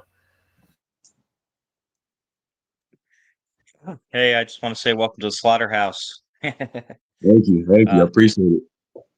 Oh, absolutely. You know, what are some things that you're most looking forward to, not only this upcoming season, but also for for the immediate future of your career as well here in Omaha? Looking for that championship atmosphere. It's a great atmosphere. I've seen it a couple times. Just ready to be a part of it. Personal goals, just be with the guys, work with them, because if we do everything together, we'll be all right. I love that. TJ, thank you so much for your time this morning, man. Have a great rest of your day, and we'll catch you next week. Thank you, man. Absolutely. Everyone, have a good week. Oh, cut out right there. Then, Krish, I know you too are a big Beef fan, so I'll let you open it up now. Yeah, Demery, I noticed on Facebook about a month ago, you kind of vocalized how you felt Tucson kind of held you back a little bit, from your full play style. What are you looking for from Negron and CJ, like from a coaching perspective for this coming season? Just embody the offense as it is as a whole, and then be able to play in that play style. Different play styles, different players, things like that. But I feel like over there with the Beef, they're gonna let me loose. Absolutely. You've been, a lot of places at this point in your career. You've played in Tucson, Arizona, spent some time with Duke City, Quad City. So far, what has been your best experience up to this point, and which city did you enjoy the most in terms of just the city itself, not necessarily the team? I would probably say Phoenix. It's a little hot out there though. But it's a great city. It's always hot outside, nice weather. Besides monsoon season, Other than that, I believe it's a pretty nice city.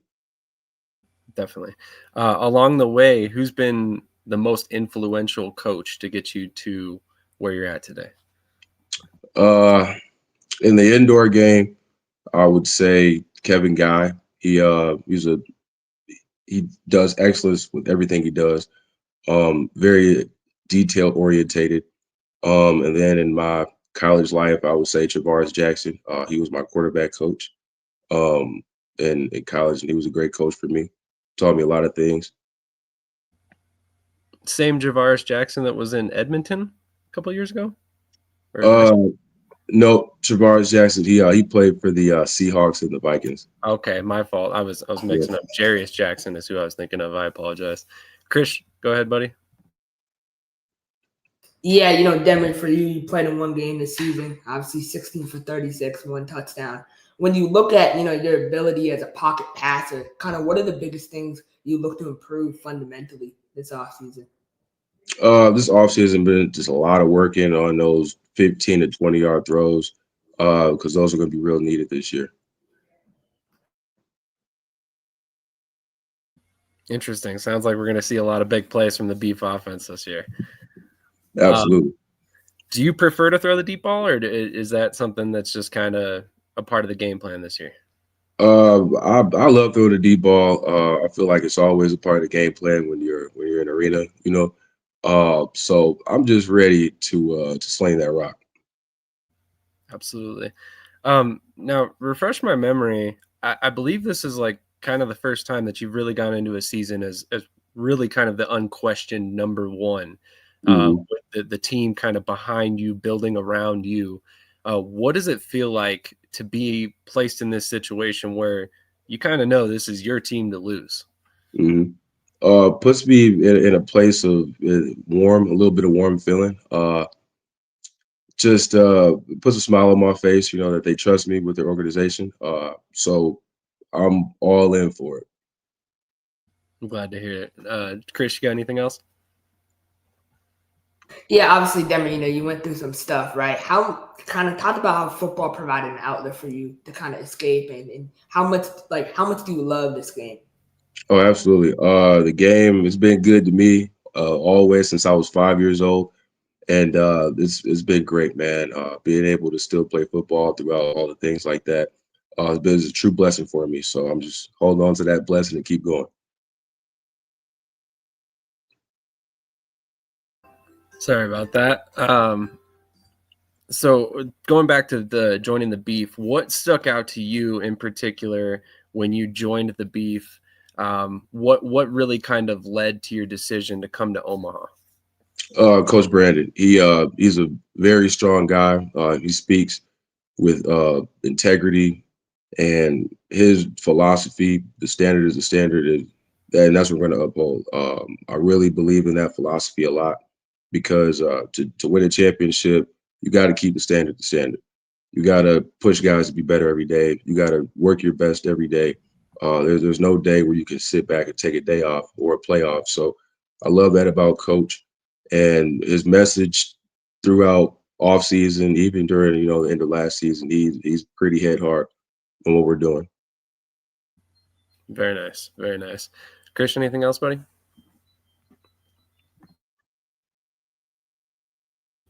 No, man, a few words. I'll give him a second. So we talked about your coaching and what you kind of see in Omaha. Let's talk about the roster around you. In particular, I talk to CJ off camera all the time, or Coach Kane. He's very excited about the wide receiver group. So far, I mean, obviously, I know you haven't had a chance to practice with the receivers yet or anything like that, but from what you've seen from the guys that are on the roster assembled, what do you think the Beef offense will look like with some of these guys? I mean, are we going to see one guy emerge in your opinion, or do you see spreading the ball around quite a bit? I see myself spreading the ball around quite a bit because the guys that we got are dogs. They'll go up and get it in traffic. So there's no reason just to have one guy, all in the show. Everybody needs to be a part of the show. Love it. And then you also have kind of a unique pairing in the backfield with David Ross, who's kind of more of a bruiser, can kind of do a little bit of everything. And then, man, I apologize, I'm blanking his name at this moment. The other running back that's kind of Devon Harris. Thank you. He's kind of a smaller guy, scat back type. Can catch the ball out of the backfield, stuff like that. In your opinion, currently, as of right now, as you guys are assembled, is there anything that you see missing in the Beef offense, or anything that you think that you guys could add to kind of add that extra dimension for 2026? As of right now, I don't think so. Offensive line is pretty stout. Receivers are standout, and like you said, our backs, we got a couple good backs. So right now, I don't see too many holes where we need to fill, but we're gonna do it. Very nice. Krish, anything else? Man, I'm shocked, dude. Normally you've got so much stuff to ask, and man, you're just not. No, you kind of, you hit it on the nail. Obviously, I guess my only question for you would be, you played in a ton of different offensive systems, right? I feel like in your career, there hasn't been much consistency, right? With coaching around you. Finally, you get to start a full off season with a team. You have that training camp, get those reps. You are number one. You're the franchise right now. Like, how much of an honor is that for you? That's a great honor for me. Being accepted with open arms is always a great feeling to have going into. So it puts me in a good mental space, but just ready to meet all the guys and get it started, man. I ain't gonna lie to you.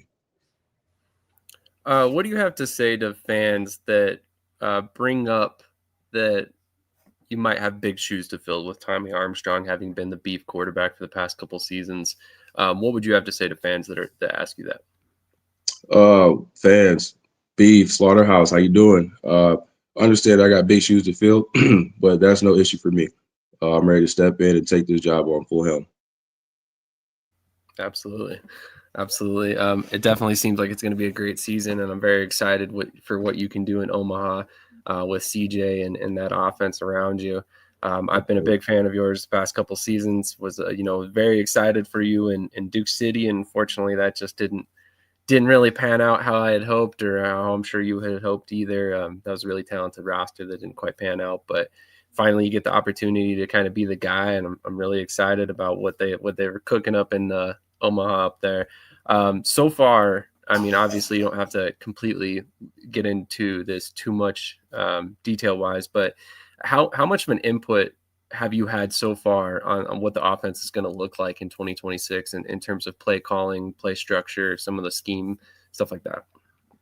I'm letting Coach Kane do his thing. He's a great coach, and I trust him with it. And I'm trust he's going to use my ability to the fullest extent. Absolutely. So nothing too much, no lot of input or nothing like that.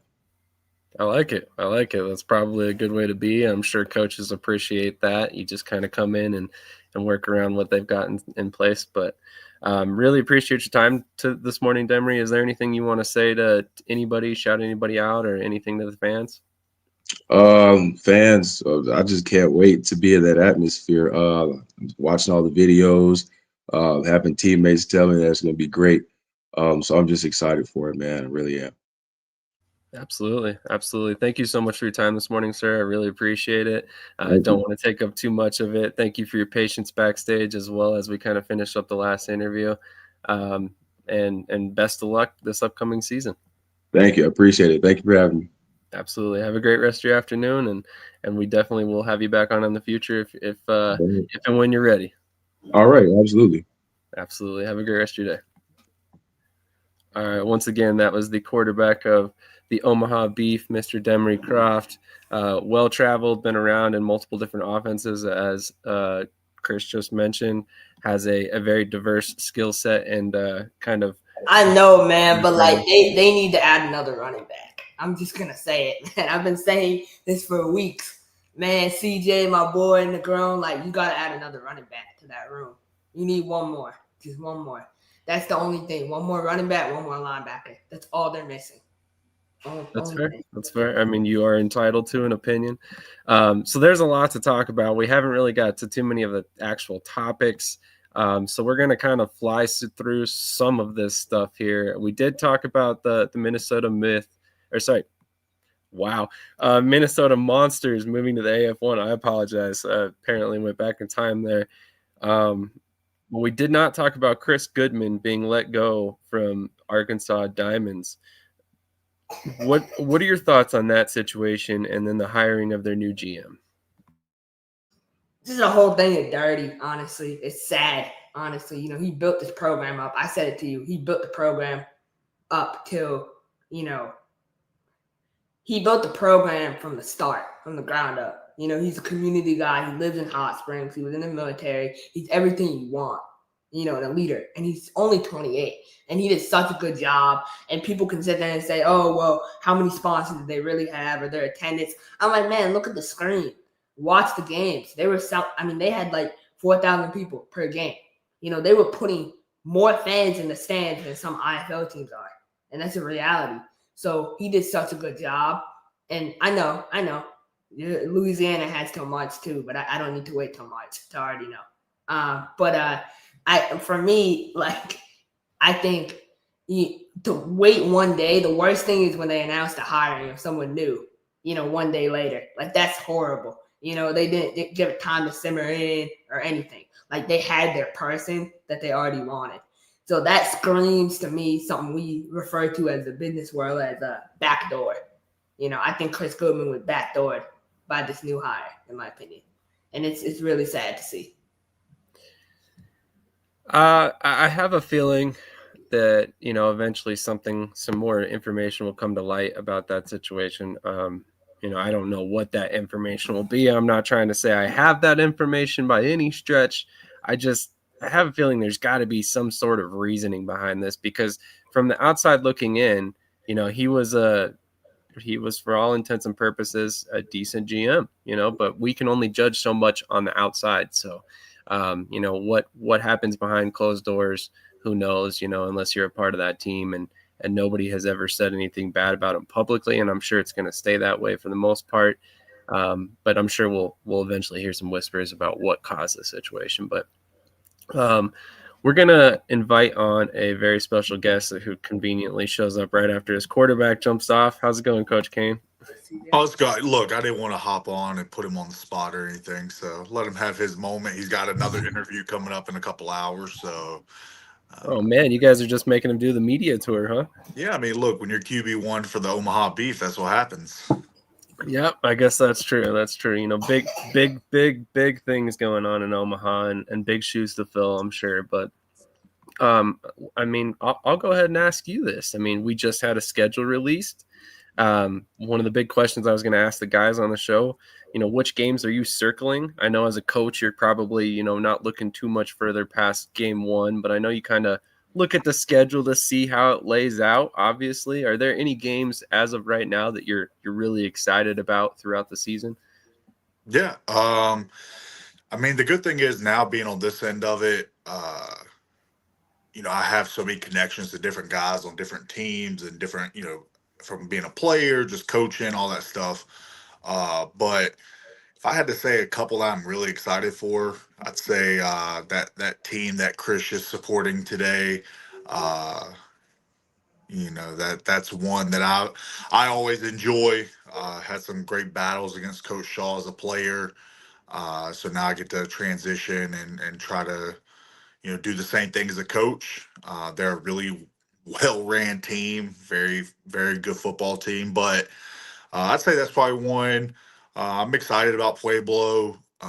You know, Tay and I have a good level of respect for each other, and I don't know Coach Solo as well. Got to compete against him once this past year, but you know he does a great job. Obviously, that's our first game, so you know, getting that opportunity to break in my my Omaha Beef coaching experience in the slaughterhouse is kind of an awesome experience. Um, and then, I mean, honestly, like getting a chance to go toe to toe with a team like Salina, who's been, you know, a champion, playoff contending team almost every year that they've been a franchise is pretty cool. Getting to go down there and take on Coach O'Neill, who, you know, fun fact, I almost played for him in the 2019 season. You know, so that's a pretty cool thing to have. And then, you know, getting to go see Southwest Kansas, just because of, you know, getting to once again going down there and having another team that has been ran well for the last, you know, 6 7 years that uh you know has a level of respect around them. People respect them as an organization and what they do and how they do things. So I'd say those. I mean, obviously, every game's important. Every game's, you know, going to be fun. The you know the Sioux City rivalry is going to be, you know, intense both times we play. But you know, there's some games you get a little bit more hyped up for than others. You know, and that's just the competitive side of it. So Absolutely. I mean, obviously, there's always going to be games that you're a little not I don't want to say concerned by, but you're intrigued by from a competitive standpoint, right? Like you mentioned Colorado, they're always a really competitive team, or always really talented, well coached. So yeah, I mean, definitely could see some of those games sticking out a little bit. I like this comment from Brian Mathern, fan of the Ruguro. He says he likes his beef well done. They might need to turn up the heat a little bit more down there in Louisiana if they we'll like that. see. So see, here's the problem. One, you can't trust anyone that eats beef well done. I think that's just something to live by. So already he's got a minus for me.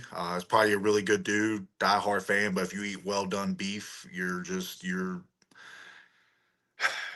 I mean, you're just not a normal person. I mean, it's just there's no other way to say it. So uh, but no, I mean it's just like every game's important. You know, with NAL doing, you know, you know, Brandon Eicher came on talking about, you know, going to a 16 playoff. It's going to make the league more competitive than it already is.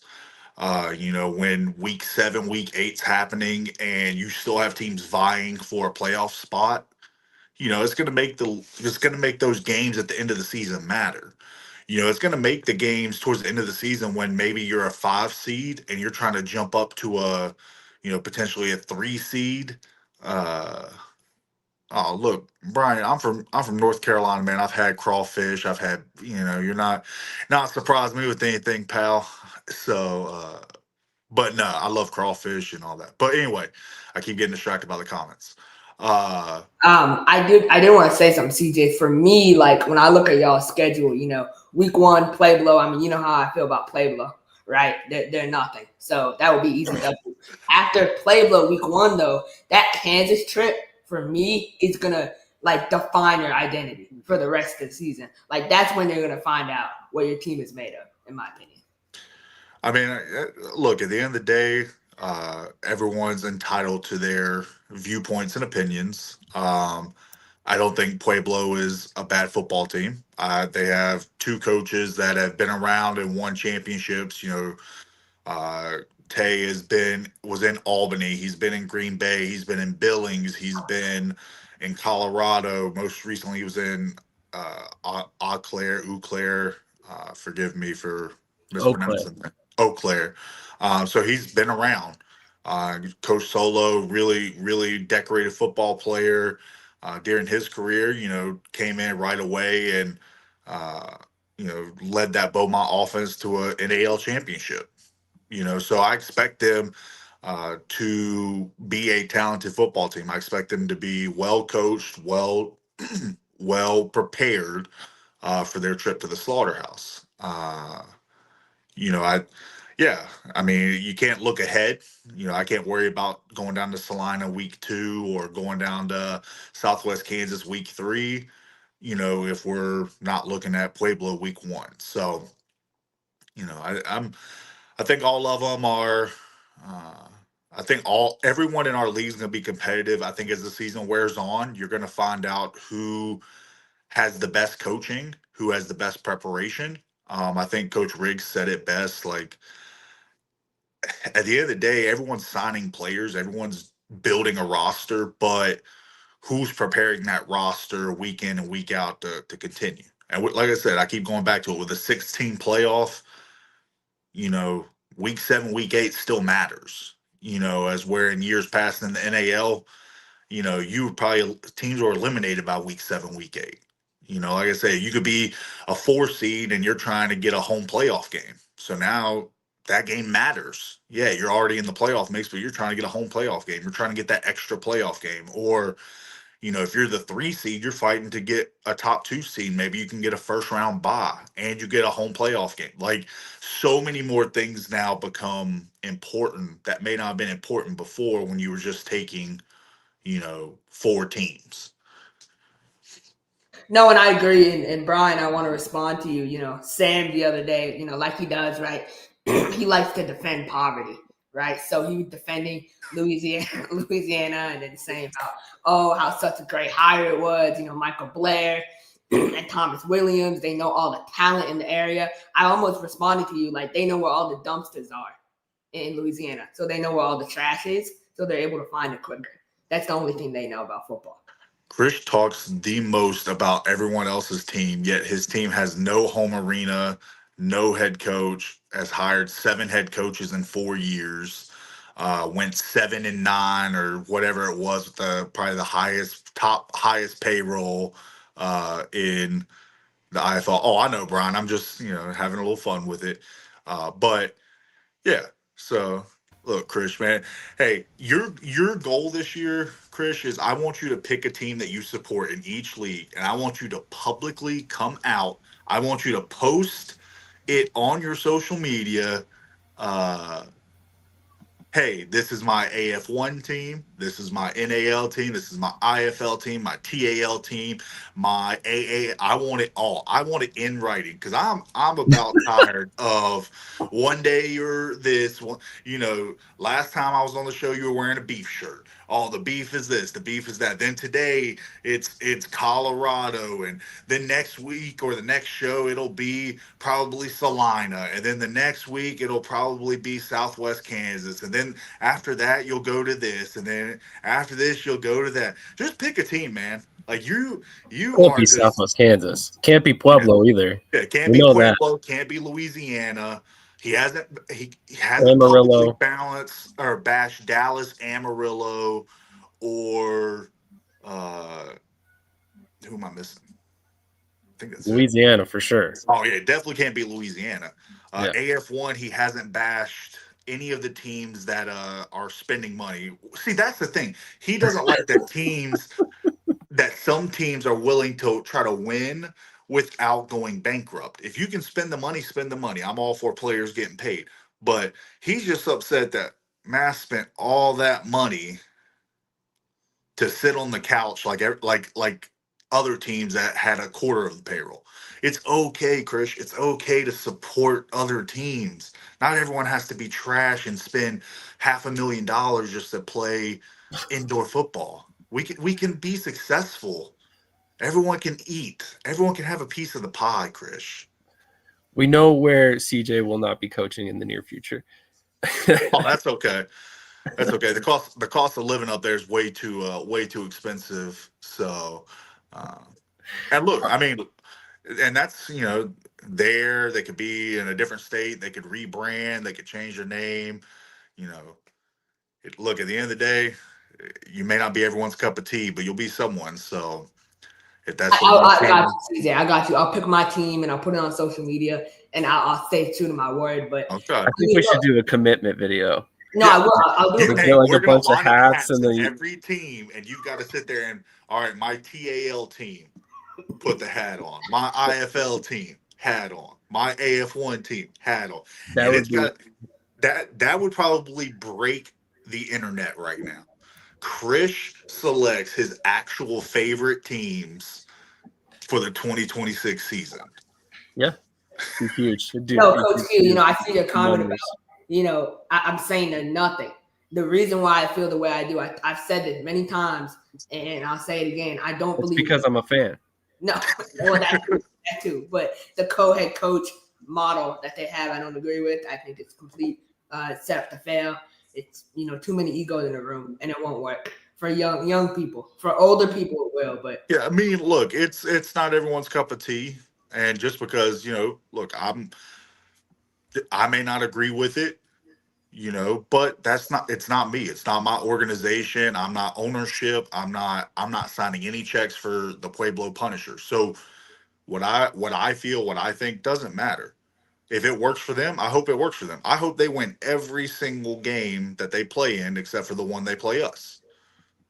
But I'd say that to any coach, any team, any organization.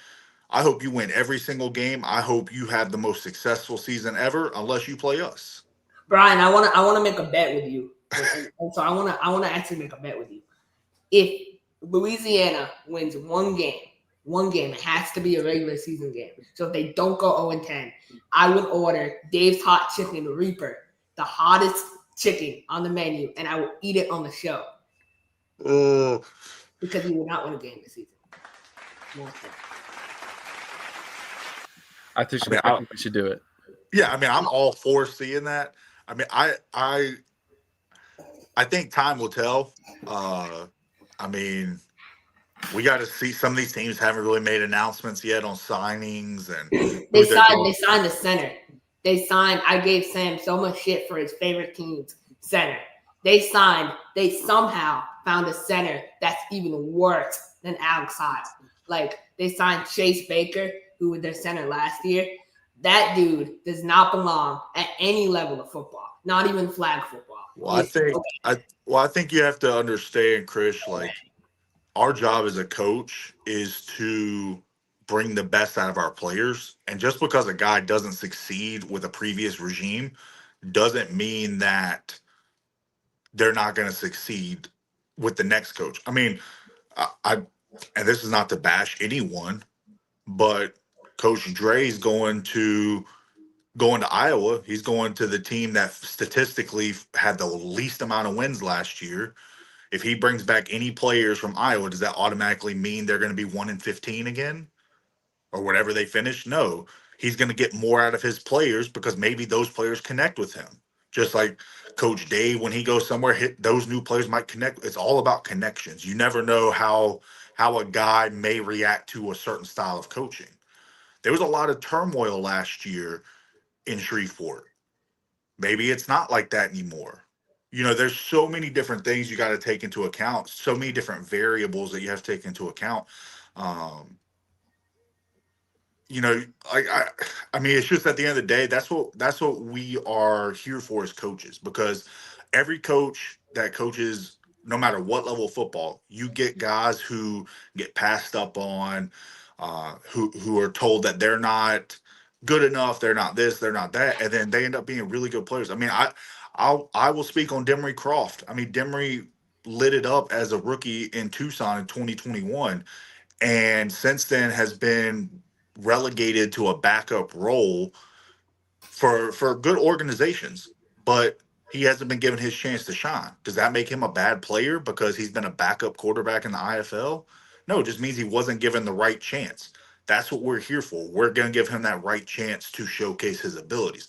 I'm not saying that, you know, this guy's going to be all league or this guy's going to be this or that, but at the end of the day, man, like, we just got to be careful saying that these players are terrible and trash and this and that, because, you know, this is some guys' livelihoods, and this is how some guys provide for their families and things like that. And whether we think it or not, or believe it or not, like, your guys' voice matters. So if a guy is hearing that all the time, like, you don't know what that's doing to him mentally or how that affects him or anything like that. Like, you know, a guy can be a bad player. Like, I'm not saying there aren't bad players. There are bad players. But at the end of the day, if you're getting paid to play football, you can't be that bad, because there are thousands of guys who don't get paid a single penny to play football. And they go out there and they play, you know, with big baggy uniforms, and they play semi-pro football. Not that I'm bashing semi-pro football, but like, there is a level to it. The guys have to be at least somewhat talented to get to this level.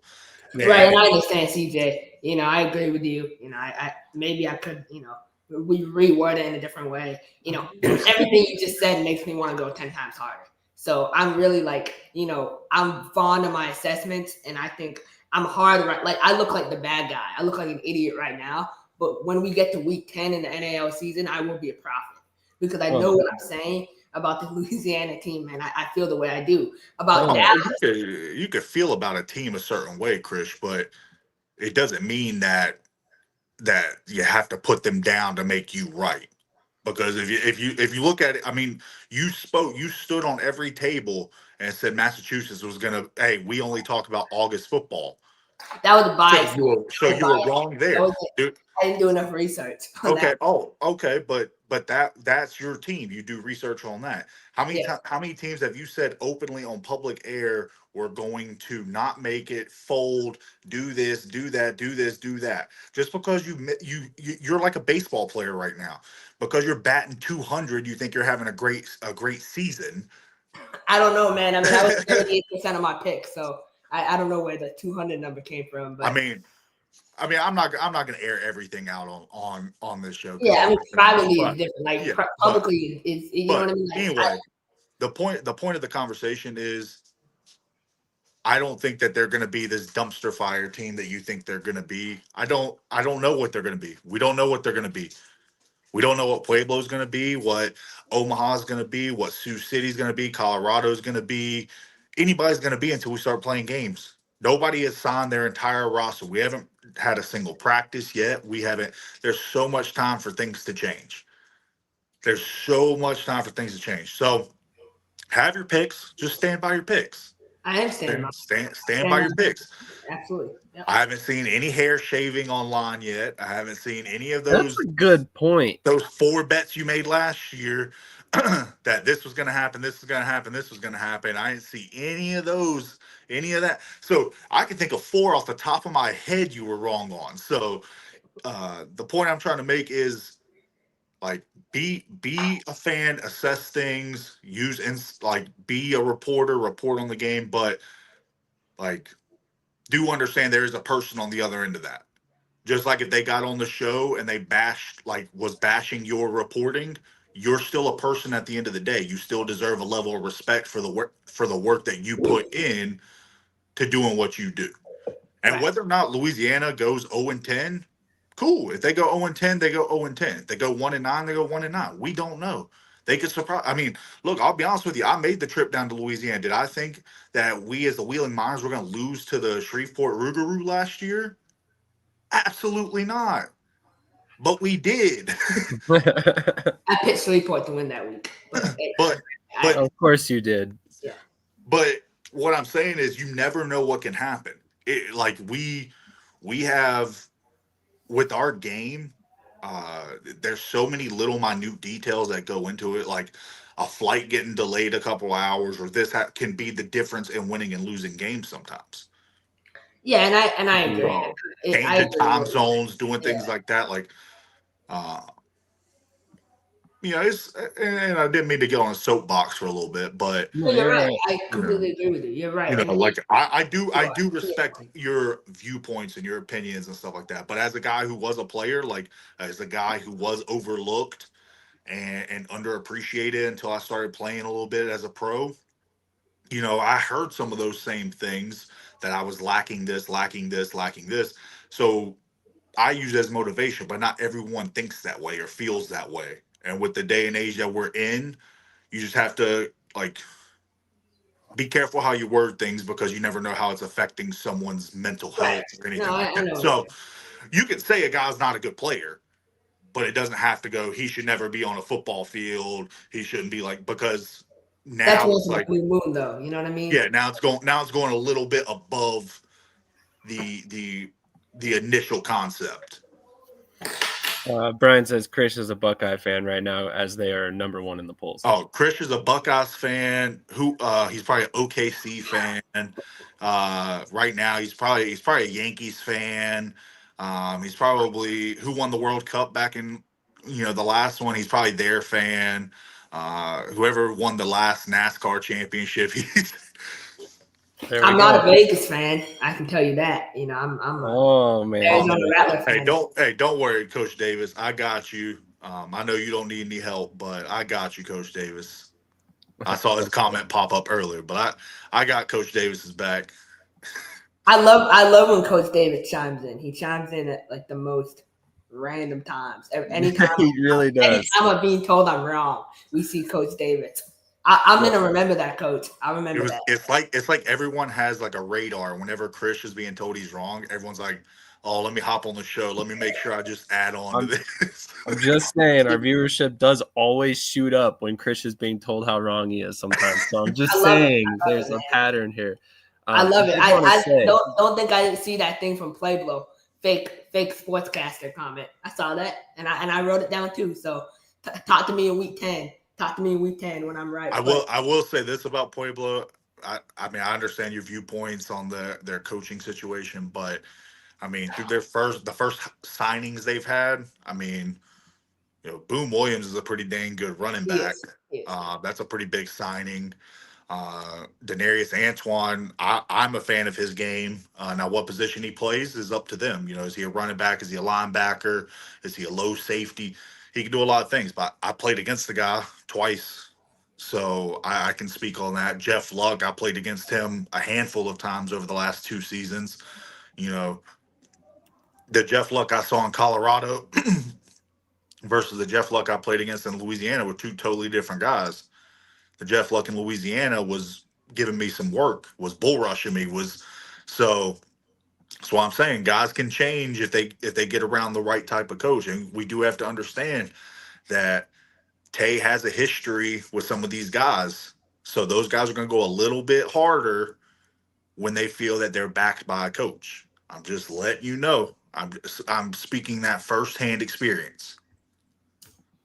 I see what you mean, but I kind of want to, I agree with what everyone is saying. I see your comment, Coach Davis. No, you want it, man. That's your right. Enjoy it. But I'm letting you know it doesn't last forever. It comes to an end, and it's going to come to an end next year. Best believe it. Krish is still living on the 2021 post-COVID United Bowl. Yeah, I mean, Coach Davis has earned the right to polish his ring and have a beer at 8:16 in the morning if that's the correct time in Vegas. But Krish is, like I said, he's still been living on that 2020. You got me there, Coach.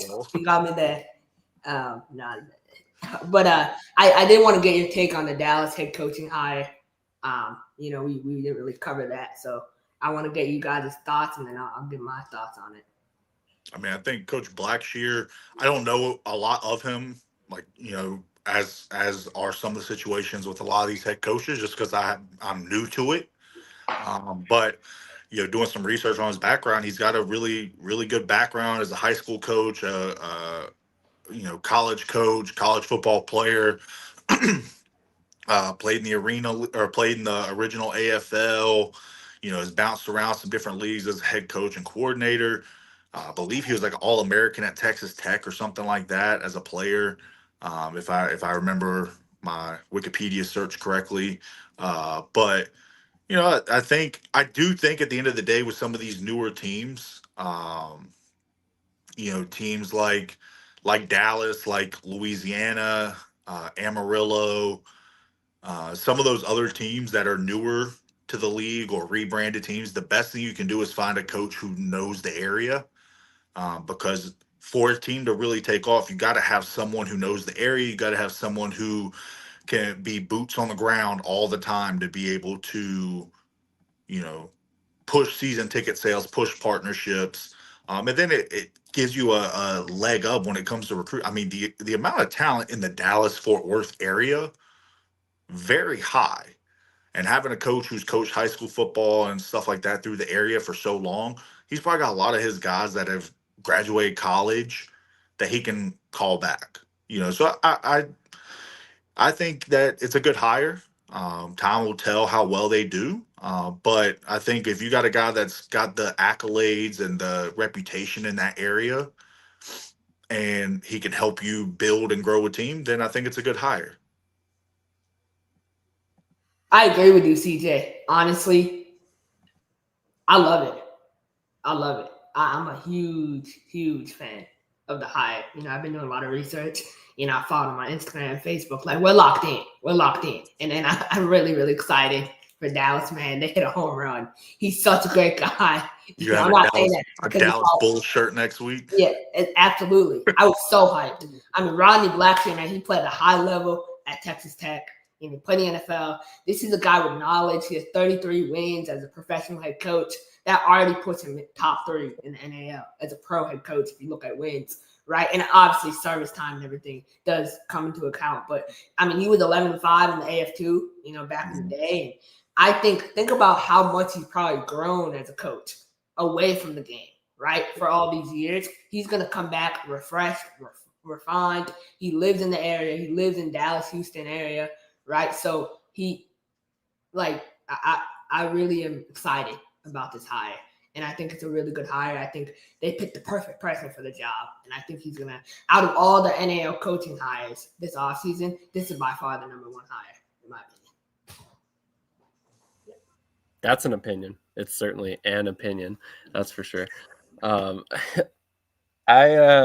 find it hilarious that you are touting a head coach that is 2 games under 500 in his career as a great hire, but that's okay. At least you're saying, somebody who is maybe not the most inspiring hire might have some success. That's this is a very inspiring hire. I mean, like Jermaine Blakely in Amarillo, that makes you want to fall asleep. You know what I mean? Like, this is a really inspiring hire. This guy wants, you want to run through a wall for this guy. I was watching videos of him. I'm like, yeah, this guy legit. Coach Blackshear, they're going to make the playoffs year 1. Mark that down. They will make the playoffs year 1. I mean, I think all of our head coaches in the NAL are deserving of where they're at. I think, time will tell how everything plays out. That's the wonderful thing about the sport. Like, everything looks good on paper now. Everything looks, sunshines and rainbows for now. But when the games start playing, we'll find out what happens. And there's still so much time left between now and when the season starts for all these leagues. Like all the roster moves. They all look great now, but, what happens if, this guy gets called from another team in another league with a better offer? And now all of a sudden this team that originally signed him is left, without this player. So things are going to change up and down. There's going to be a lot of surprises and, things like that are going to change? Oh, I'm going to respond to this. Right? So, Coach Davis, you've never been a fan of any team. You've never, I'm a fan. I'm a diehard fan. I remember what you said about the NFL. You're like, oh, I'm a Coach fan, but I got friends on every team. You pick and choose which team you're a fan of. I ride with my boys till the end of time. And so for me, yeah, I'm going to think championship every year because I'm a fan and I know how to be a fan. That's what it is. So. All right. I just wanted to throw out there, I know this is a little while back now, but I didn't get a chance to say anything about it at the time. But I was not saying that the Louisiana hires were the greatest hires of all time. Not even close. What I said is I understand the logic behind it. You're let's call him a second year owner, but realistically a first year majority owner, from what I understand, right? So the Carters are trying to find somebody they know, somebody they trust, somebody that knows the community, that's involved in the community, that's local, right? That knows the local football market. You can bring in a lot of the guys that live locally, probably save the team a lot of money in 2026, and hopefully make it to where you can build a fan base and move into the future with a sustainable business model, going forward. And maybe it'll take a couple years for them to get to the point where they can be competitive and not be built so strongly on local players.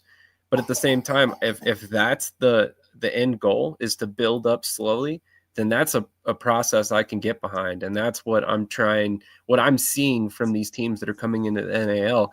They're hiring coaches that are very locally based with strong ties to their community, so they can not only help the team build a fan base right off the bat, but then also find that local talent. And I think there's some intelligence to that at this level.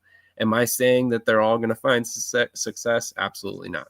I wouldn't say that. But and you're a nice person, man. You're really you have great values, great morals, and you're just so nice.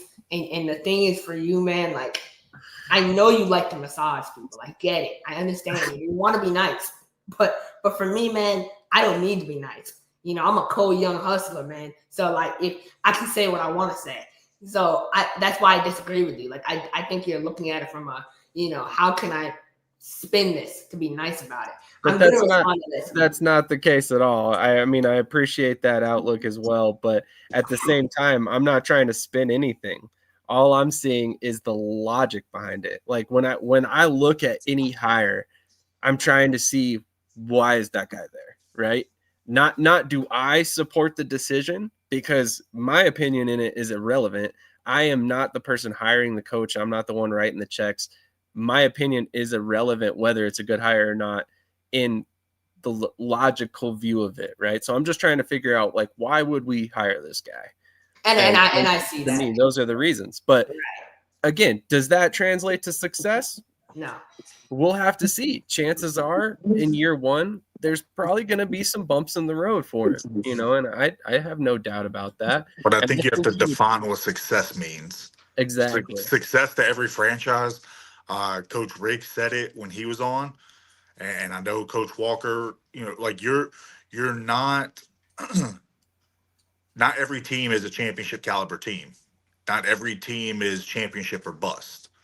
Yeah. Some teams are, hey, we just want to get through year one without folding, without not paying players, without doing this. If we win a couple games, we win a couple games. But the goal is to build for long-term success. Not everyone, there's only one champion in every league. And there's probably a handful of contenders every year that said, oh, well, if this would have happened, this would have happened, this would have happened, I would have been the champion. So I'm with you there on that, Sam. You have to define what success means. I mean, I do want to also bring up, Coach Davis, I'm going to answer your question. I'm not ducking the smoke. But I want to bring up, look at Vegas, right? Even on their off years, they still tried to go out and get talent.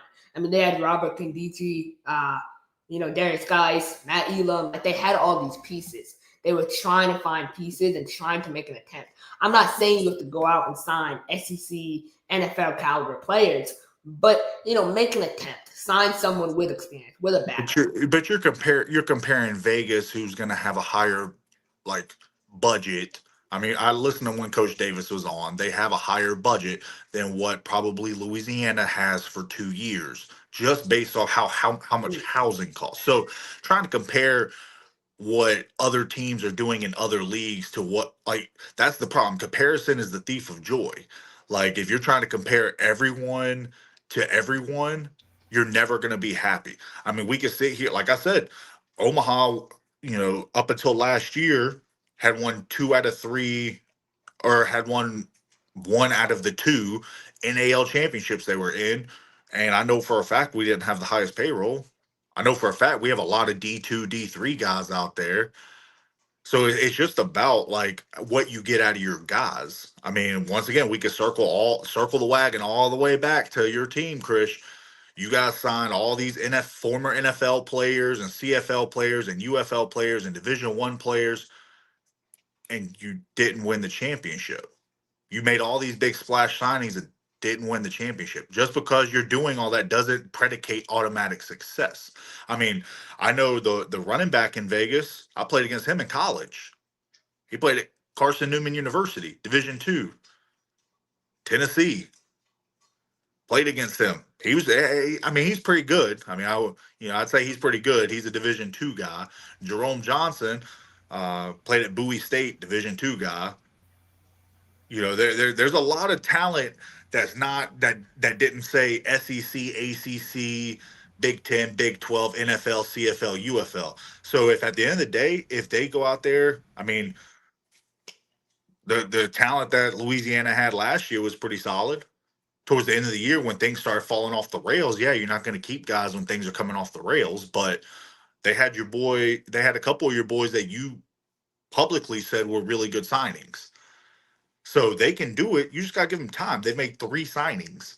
They still have 32 more to bring in before camp. You never know what they could get going. What kind of relationships those coaches have built, what kind of things have went on behind the scenes, what kind of money they're willing to spend. So you can't predicate everything off of what other people do. Coach Davis builds his program how he sees fit, just like Coach Negron does, just like Coach Solo and Tay do. Everyone's got their own process. And I see what you mean. And so, Coach Davis, look, am I worried that we don't have a head coach? Absolutely, I am. Right? I am. It keeps me up at night. You guys are going to fire him come week 6. I don't care who we fire, who we hire.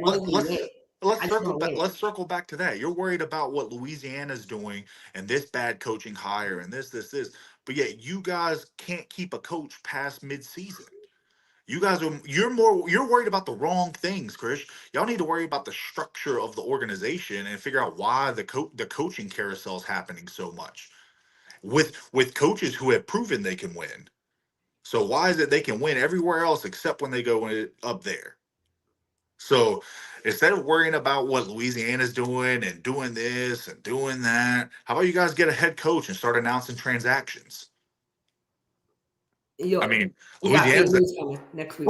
Well, that's a start. I mean, it's only October. I mean, we're worrying about everyone else. Let's worry about, if we're going to worry about Louisiana, let's worry about Massachusetts. If we're going to worry about this team, let's worry about this team. Let everyone have their process. You don't have to try to be Stephen A. Smith every single day.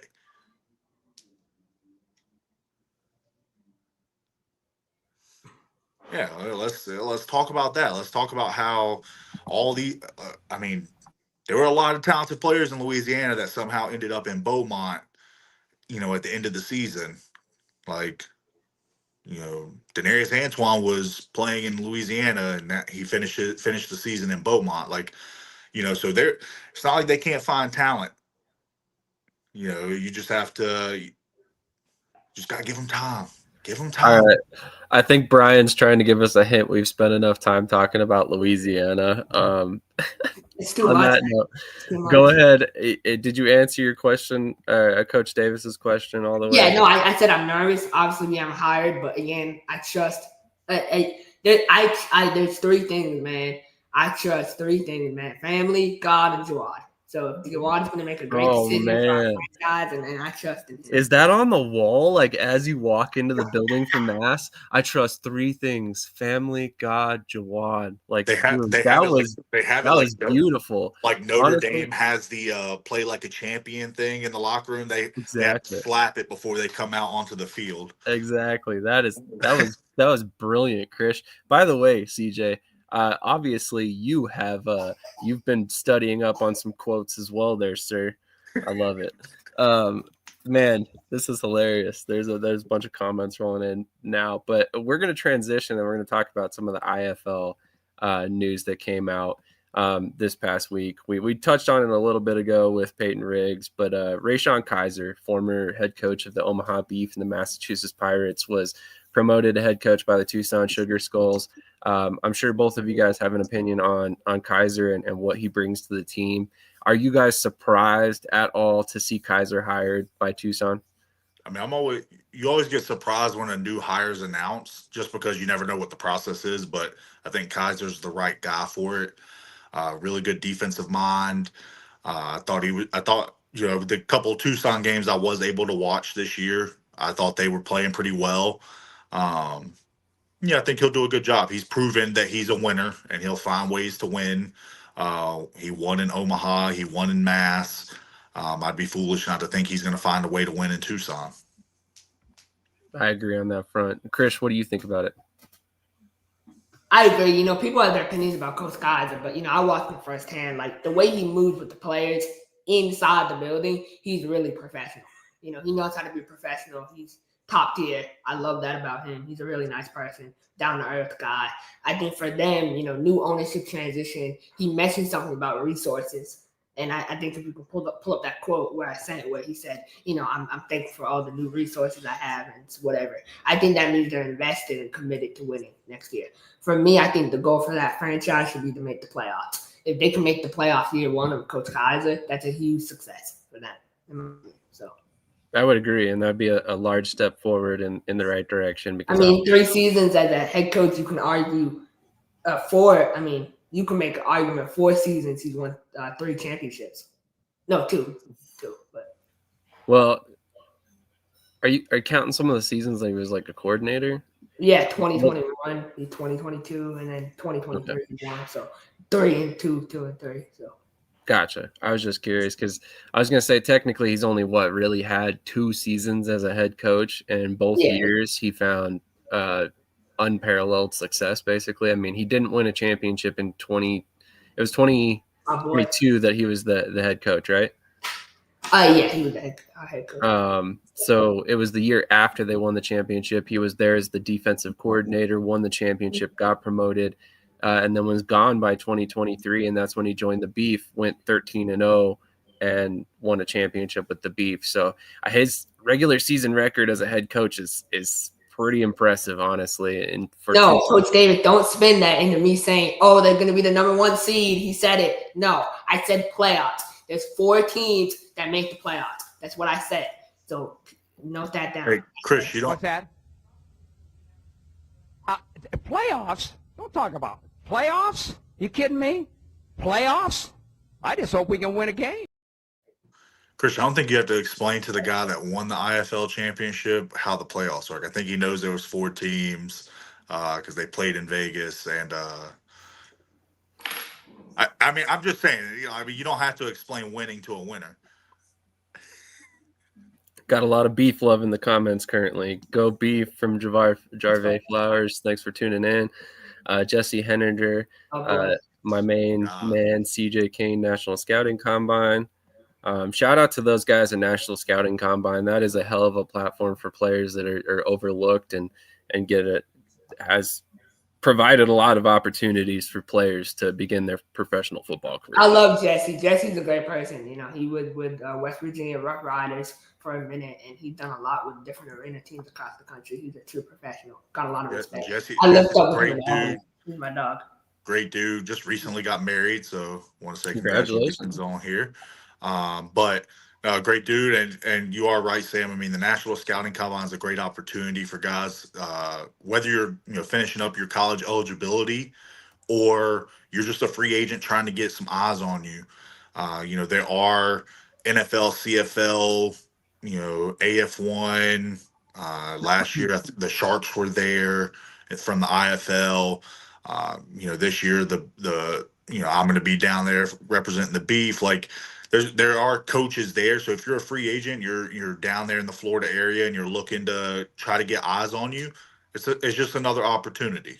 I think it's a great thing. Jimmy Kimball runs a great organization. It's structured.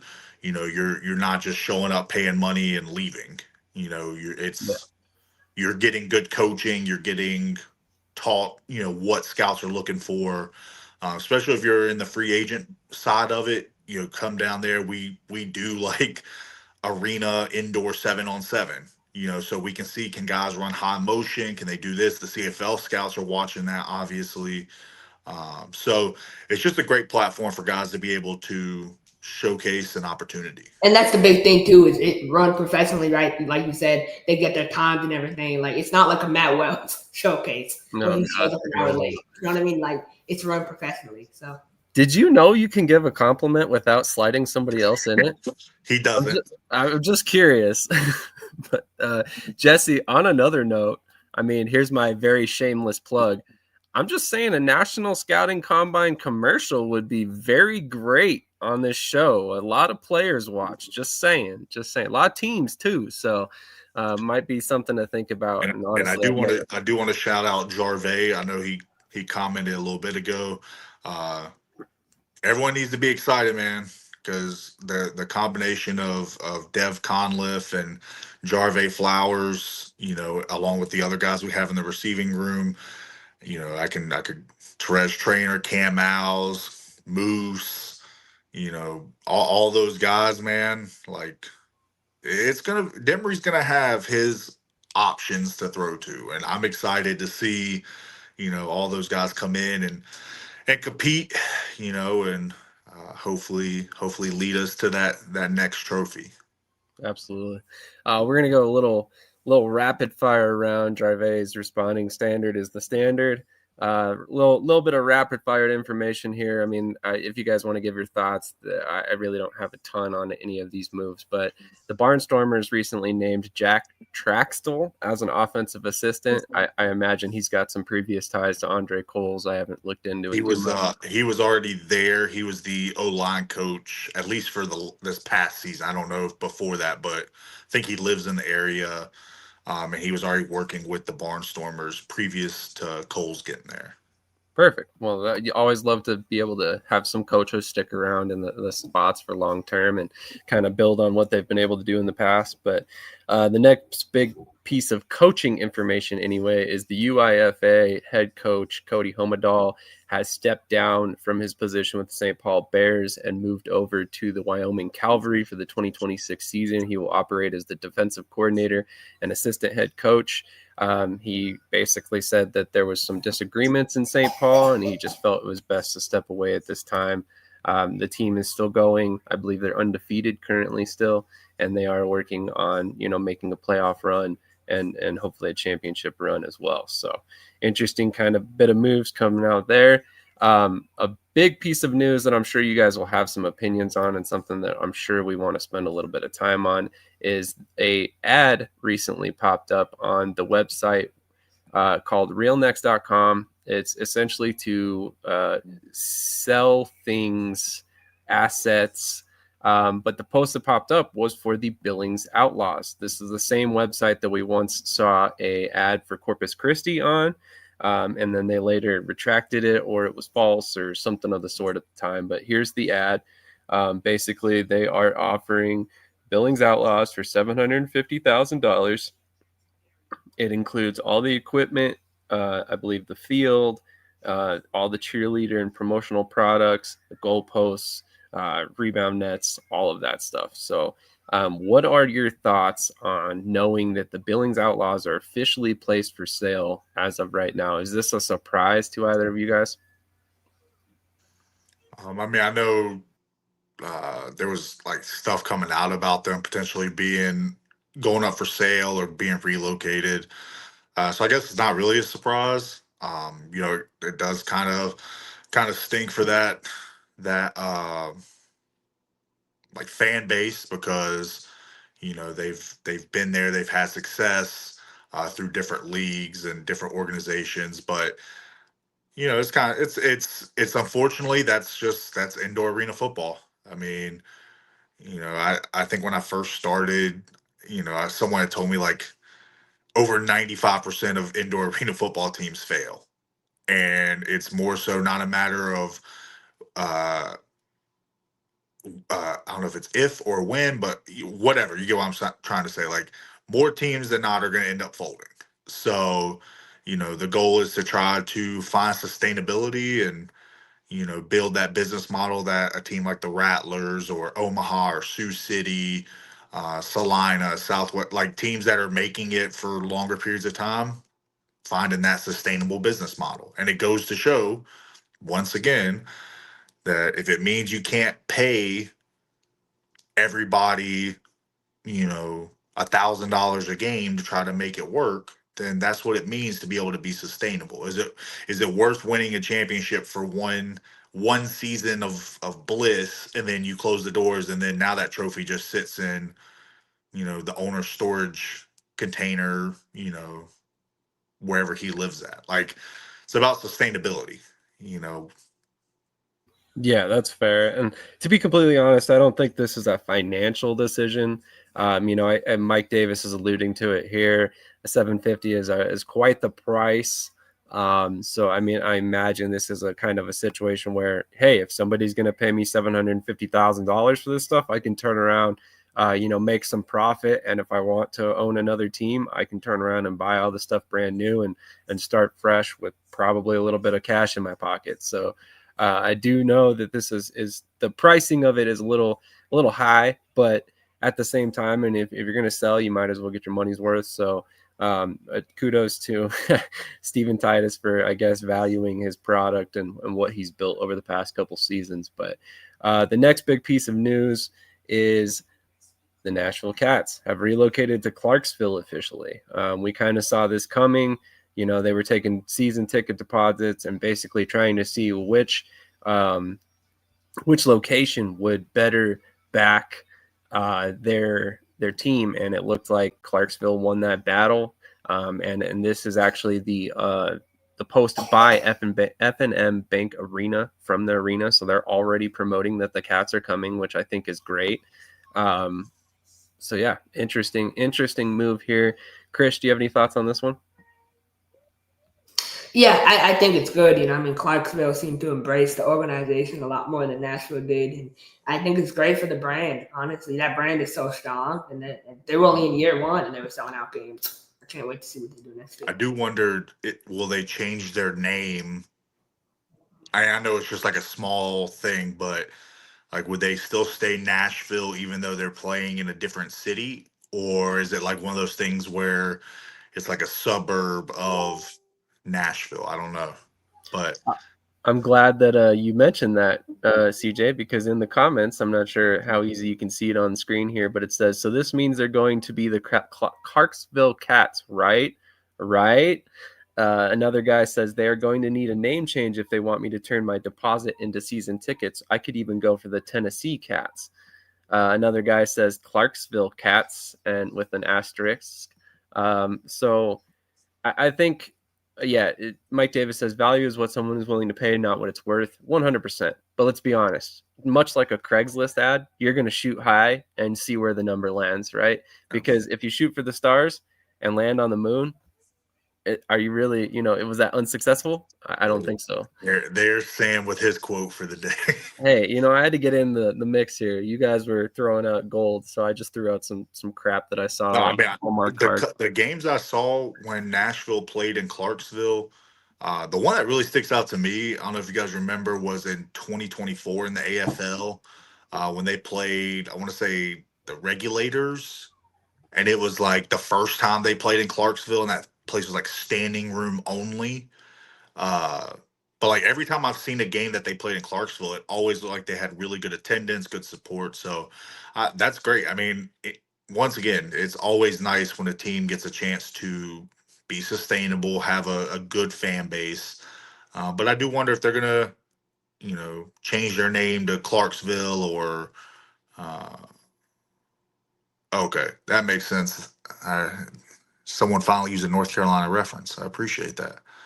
Wookie's from North Carolina. He was actually a big Cobras fan. Yeah, but now I get what he's saying. So it's not okay. So it's kind of not really. Okay. Gotcha. So Yeah. then they really should then just change the name to Clarksville or like Tennessee or something like that. I don't know. I feel like if you put the city name in your in your in your name, you have to play in the city.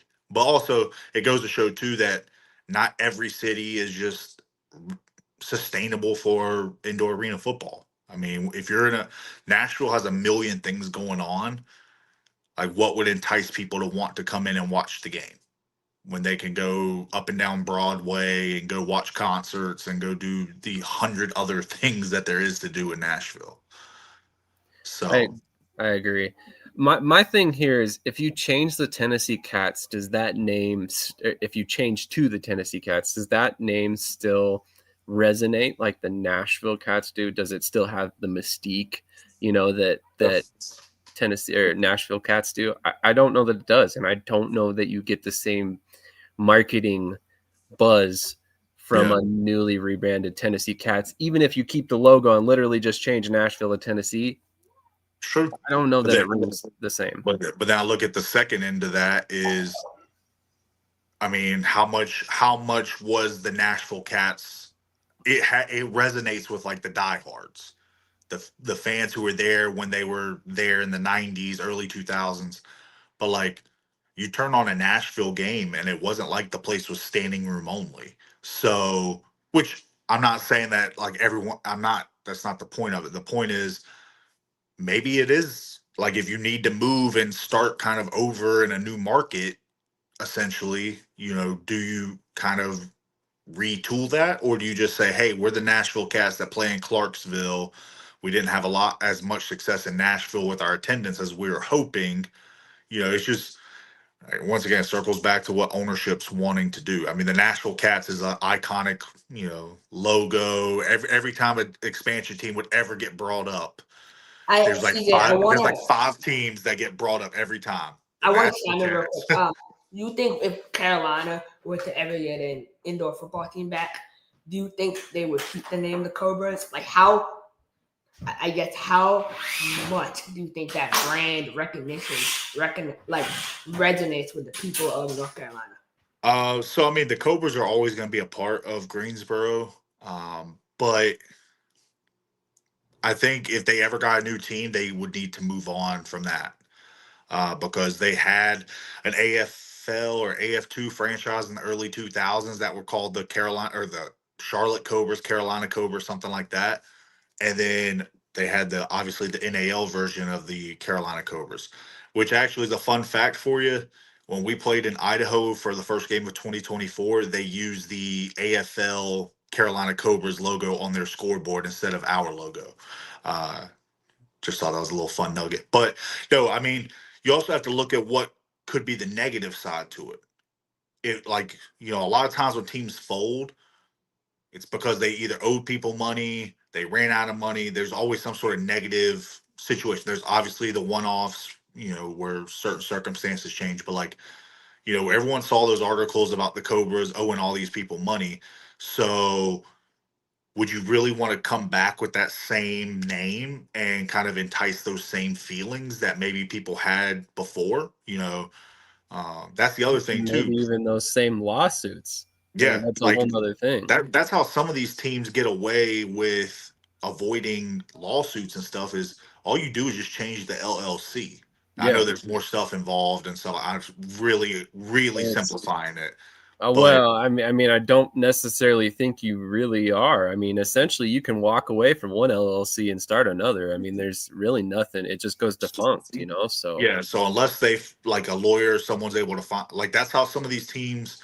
That's why you've seen like the same owners and it's not with like professional teams per se, but like you see some of these guys that have circulated through 8 different leagues and they they have a team for like a year, 2 years, boom, move to the next one. Like they just they end up changing the name or doing something like that, rebranding. I mean, I speak from experience. My rookie year, I played for the Carolina Energy of the original AAL, and they kept that same name for a couple years. They accrued some debt, owed some people some money. They rebranded to the Charlotte Thunder, and gone. Yeah, So, exactly. Which, as much crap as we gave the Cobras for getting in the situation they did, they could have easily gone about it that way too. And honestly, if I'm being quite honest with you guys, we obviously had a little bit of a peek behind the scenes because we ran the Cobra show. We knew there was some stuff going on, and not necessarily the extent of it, but they could have easily walked away from the Cobras name after 2024 and probably been in a better boat in 2025, but they didn't. They actually actively made an effort to try and make things better. And yeah, maybe those efforts failed, but you have to applaud the effort. I mean, the biggest downfall of the Carolina Cobras was the fact that they played in the most expensive venue outside of the Spectrum Center where the Charlotte Hornets play in the state of North Carolina. Like the Greensboro Coliseum, now First Horizon Coliseum, was like 20,000 plus per game to play. That's fair. So no matter what, unless you could get 10,000 fans in there to offset the cost, I mean, you were hemorrhaging $35,000 a game. Ralph is the owner of the Carolina Predators, so he probably has a good idea how that all went down. He's also in the AAL too. Yeah, I know of Ralph, but no, I know they have different owners, but they played in the exact same arena with the exact same, literally everything, coaching staff, all that. They just changed the name, but whatever. That's besides the point. Yeah.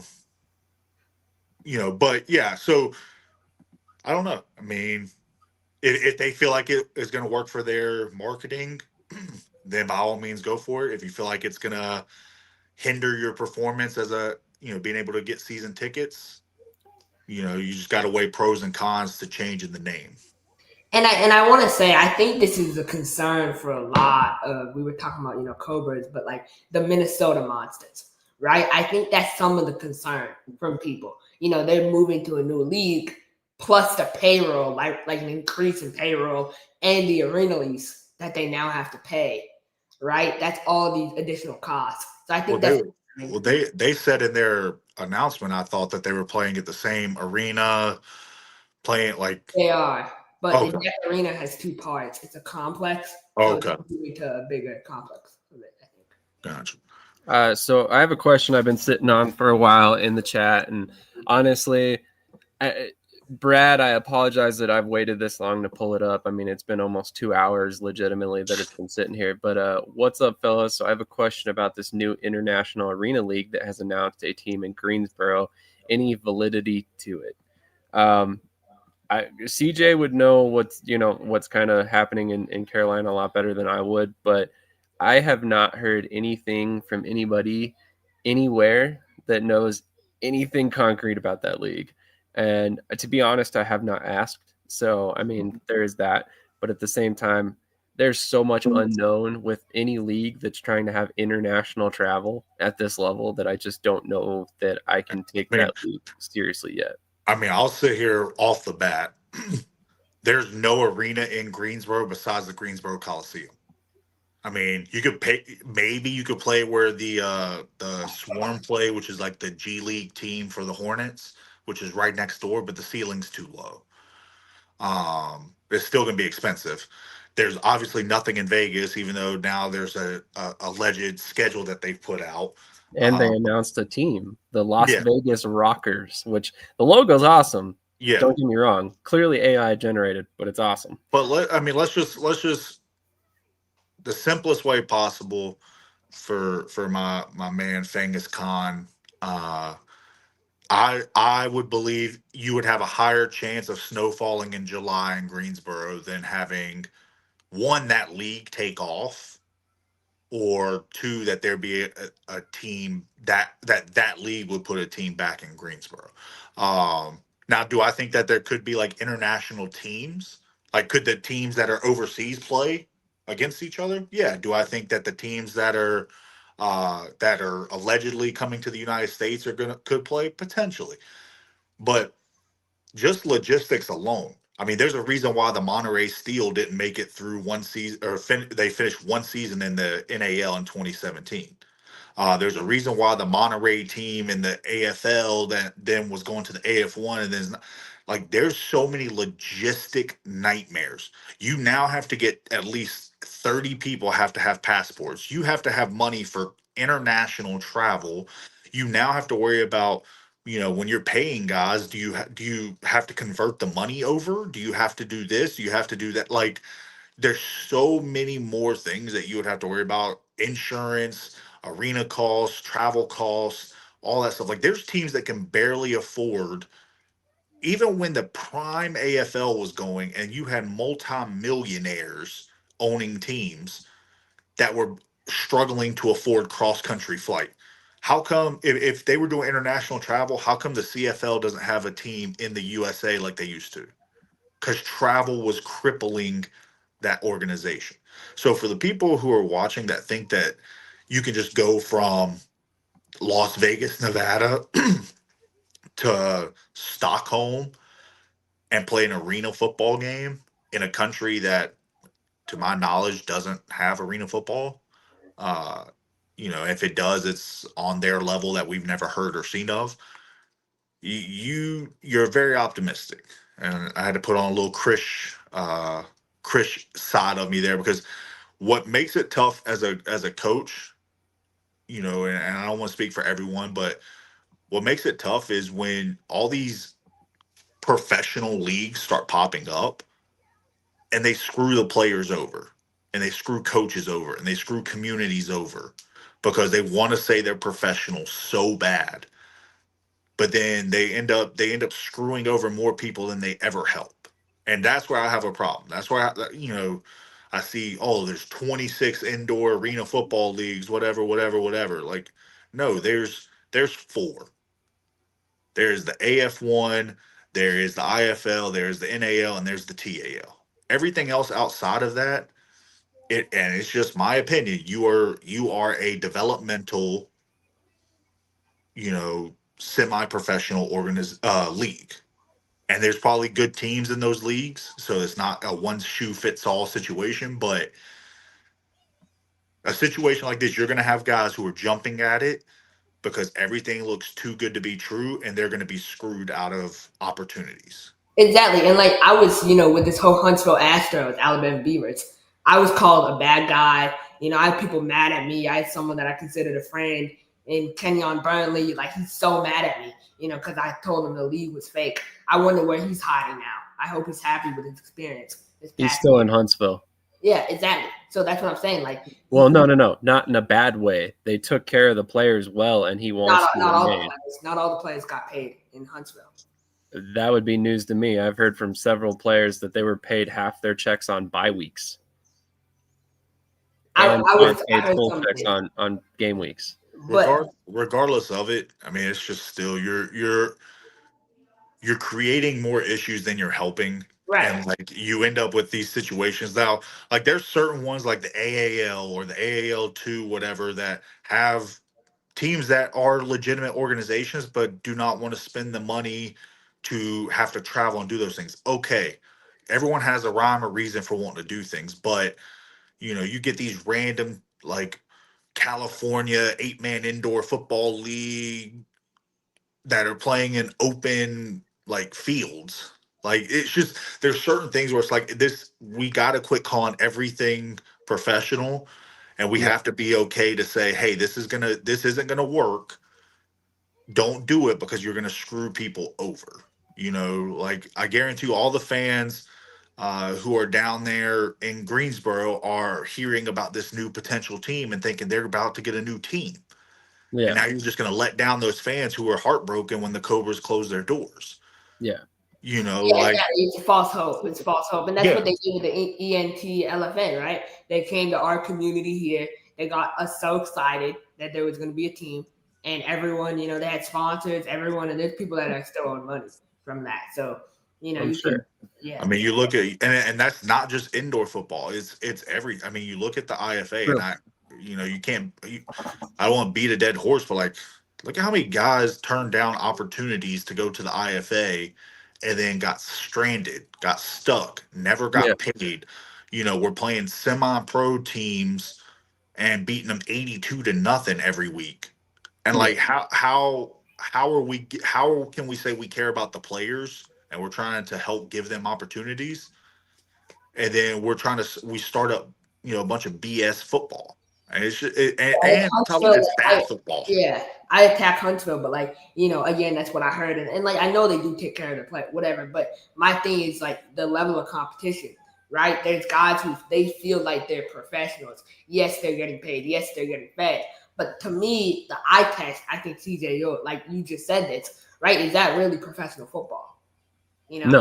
No, it's not. You're playing semi-professional teams. So yeah, I have a question about that as far as that goes. But there's absolutely no way another team will play in the Greensboro Coliseum without most likely giving the arena a $250,000 deposit, which makes sense. And Coach McGrone would know.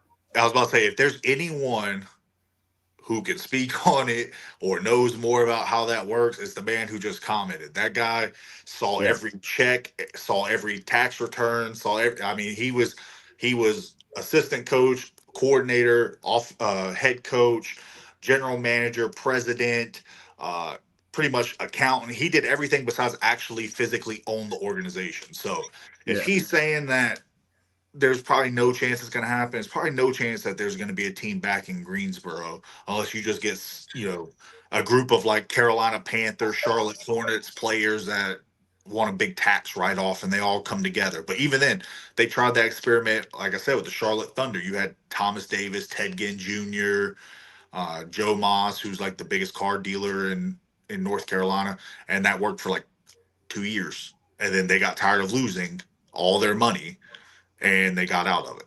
So that's fair.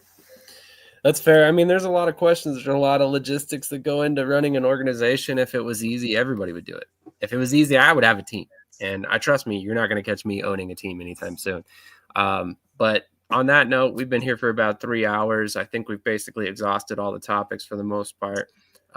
Is there any final thoughts you guys got for the people watching? I mean, we're at 142 live viewers. We've peaked a little over 150 live viewers today. Really appreciate everybody who's tuned in. If you haven't done so already, if you're watching on Twitter, Facebook, LinkedIn, Twitch, go over to the YouTube, hit the subscribe button. We are so close to 3,000 subscribers. We can taste it, and we need your guys' help to get there. So if you haven't done so already, that's a huge help to us. Twitter, we're not quite monetized on yet. Twitch, LinkedIn, same thing. Facebook, YouTube, they're kind of our bread and butter right now, and we would appreciate it if you guys gave us a little bit of attention over there and helped us continue to support this platform. Yeah, I think my final thing would be, just a couple of news and notes. Matt Elam has been traded to San Antonio from San Diego. That was a big move I saw last night. I've also been told by multiple sources that Memphis, Tennessee is a prospective market for the Arena League to expand to Memphis, Tennessee. So interesting. That's in the works there. And then number 3, I always have to include my organization. My Matt Pirates organization has a big announcement coming up next week, middle of next week, around Wednesday, Thursday time. And so it's going to be game-changing, new chapter, really excited for this new journey. So those are my kind of 3 news and notes. And a couple NAL moves. Jeff Mack, obviously, Sioux City, we talked about that. LaRonji Duran, former Sioux Falls corner, he's coming back to Sioux City. And then I think Sioux City's biggest move was signing Anthony Kennedy, offensive lineman. He's amazing. He played with Salina last year, one of their top right tackles. He was the best lineman on that line. And so outside of Torrey Boyd, obviously, but when Boyd left, they had Anthony Kennedy, and he did really good. So Sioux City, they're really building from the offensive line out. So it's really impressive to see how they're building their roster. So those are my kind of things. All right. I guess we'll address it. We weren't going to, but we'll address it. So I think it was yesterday or 2 days ago, Jeremiah Spicer, who, if you've been in alternative football coverage for any amount of time, you know who Jeremiah Spicer is. He's a linebacker, defensive end that has played for multiple teams over the years, and most recently was with the Oregon Lightning last season. He mentioned the AF1 could be gaining a team in Oceanside, California. Well, that's notable because there is a team that already plays in Oceanside, California, and that is the San Diego Strike Force. So immediate assumptions were brought up that this could be the San Diego Strike Force potentially making a move. Last we heard, they're owned by the same group that Bay Area was owned by. They just shut down Bay Area, which is only leading to further speculation that this could be the truth. Although every IFL source I've talked to has said this is not happening. Who knows, man?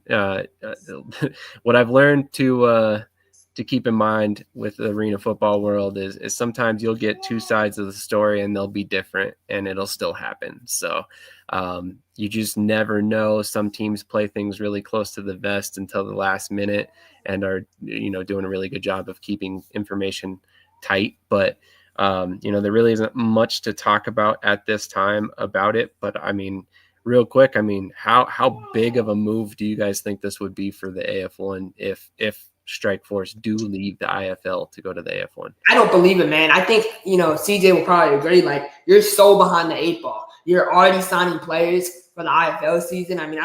Last time I checked, I believe they have 13 players under contract. They re-signed Adam Shackelford, the offensive coordinator, director of player personnel. He's coming back, from what I understand, and they have Taylor coming back as well. So I think, it just doesn't make sense to move this late in the game. I don't think it makes sense at all. If I'm being honest, I don't see for the AF1. It's a huge get. It would be a slam dunk. You get a team that's been around for a few years, that's shown success. That's a slam dunk. For San Diego, what do you gain? What could you possibly? You're going to spend more money. Your travel budget's going to go up. Your player payroll's going to probably go up. I don't know. But you're now adding expenses. You're in a brand new arena. You got to add the expenses of now getting nets, put up. Like, all that stuff adds up financially. You lose home games because, the AF1, if I remember correctly, last year was a 6 home, 6 away schedule. You're losing 2 home games. You have travel partners here in the IFL. You had Bay Area, but you still have Arizona. You have 3 Arizona teams, a Vegas team. Like, that San Antonio is not too bad of a trip. It's a flight, but you may have 1 or 2 East Coast times you have to come play, but like, that's different than, oh, okay, you can't just play Washington and Oregon every single game. So now you're flying to Albany, you're flying to Nashville, you're flying to Kentucky, you're flying you're flying to potentially potentially a upstart Michigan team, you're going to Minnesota, stuff like that. So I don't see where it makes any sense for San Diego, if I'm being honest, to leave the IFL. Maybe they save a little money on the back end with costs, like fees and dues and stuff, but you're gonna blow all that money you're saving just traveling. Well, I've got a couple thoughts on this whole situation. I really think logistically it's probably not overall going to cost a substantial difference either way. And the reason I say that is because I don't know that San Diego is necessarily getting the type of support to where it's completely paying for their arena rent. So I think that there could be a situation where they might actually be saving a little bit of money by not having the extra home games.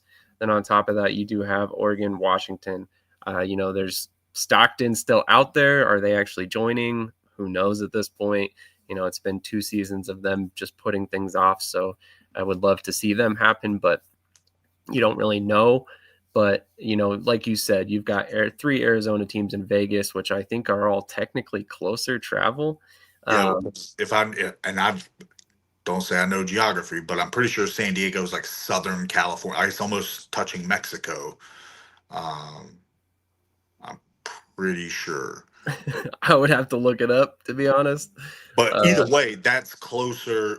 I'm pretty sure it is Southern California, but it would still be closer to Arizona, Vegas, and all that than it is going up to Washington and Oregon. I mean, it takes like 10 hours just to get from like bottom part of California to the top part.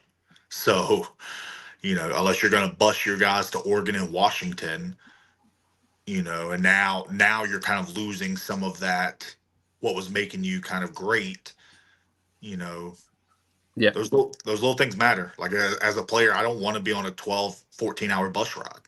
Yeah, that's fair. And you are right. San Diego is about as south in California as you can get without being in Mexico. So I mean that is a factor. San Antonio's a lot closer with them being that south in California and stuff like that. So there are a lot of things to think about. As far as the players being signed and stuff, I don't necessarily concern myself with that much when it comes to moving leagues. The reason I say that is if you don't sign them in the IFL and you haven't told the IFL teams that you're moving yet, technically anybody can sign your players, right? So if there are players that you want to retain, regardless of what league they're going to go play in, it makes sense for you to try and retain those players in the league that you're currently in my mind, So I don't think that's necessarily the end all be all to us assuming it's not going to happen. And plus, if you look at some of the guys they're retaining, I mean, Nate Davis, a perfect fit for the AF1 style. I mean, he's not really a natural fit for IFL at all. So, I mean, there's a couple things that still make me wonder. And I think it's still very much on the table. I think ownership groups in general would be silly not to at least look into all their options, right? You never know what one league's going to offer that another might not, and you never know what they've got in the works behind the scenes either, and Ralph kind of alluded to that right here. They could have new partners that want to move to another league as well. So there's a lot of moving parts. And so, I'm not necessarily sold on the fact that it's going to happen right now, but it's September. There's 5 more months before the season even kicks off, and San Diego is an established team. It's not like they have to completely change everything to make the move. There's a couple minor logistical things. They have an arena in place. They have a coaching staff. They have sponsors. They have field, all of that. So, yeah, but you do have to take into account. This is something I learned from Ricky. When you sign those partnership agreements, you're signing them at whatever you're at. Like if you sign a partnership for $20,000 and they're getting promotions at 8 games, and now all of a sudden they're getting at 6 games, well, now they're going to retool that contract. So those are little things that add up over time. That's fair. To me, if you're San Diego and you're really considering it, I don't think now's the time. If there are other teams that are looking at making the move next year, 2027, make the move all together. Yeah. Versus being the odd man out. We're going to move. We're going to do this. We're going to do that. We're going to, try to figure it out for a year. And then now you guys may come. Like all go together. Yeah. And then that way you can say, hey, here's 3 teams. We can be travel partners. We can do this. We're all going to do it at the same time. So I personally don't think they're going to go anywhere. I think it's just a coincidence. And I also, at the end of the day, you trust the sources that you see. So yeah, and the Coach Davis, there's no way to move at this point. I mean, I think Jeremiah Spicer probably was given some information. He heard something, and I'm not true at all. And I also want to bring up the fact that I heard the AF1 is playing a 14-game season next year. So that's huge news if that's true. And then you do start towing that line because you play too many games and you're in a situation where you're not profitable, like you kind of talked about, Sam, where like you don't have the greatest background or supporting, like it can make the amount of money that Minnesota team is going to run through next year. I mean, just personally, like when I came back to the Cobras in 24, I sat in the office and talked to our owner at the time And I said, why is the NAL moving from a 14-game season to a 10-game season? And he said, those extra 4 games cost X amount of dollars when you think about travel, home games, this, payroll. So you do have to be careful because not everyone can sustain at that model, just increasing games. I mean, at one point, I believe the AFL, like when the SaberCats won the championship in 2015, they went like 20-1 or something like that. Like it played 21, or I think it was 18 regular season games and 3 playoff games or something like that. It was something Yeah, crazy. But there like, was a crazy amount of games at one point. but like you think about if the average player in the AFL is making disgruntled ex-employee trying to make waves but got handled yesterday. Okay. See, that I can believe. I feel like stuff like that. I mean, that happens all the time. Like, Yeah.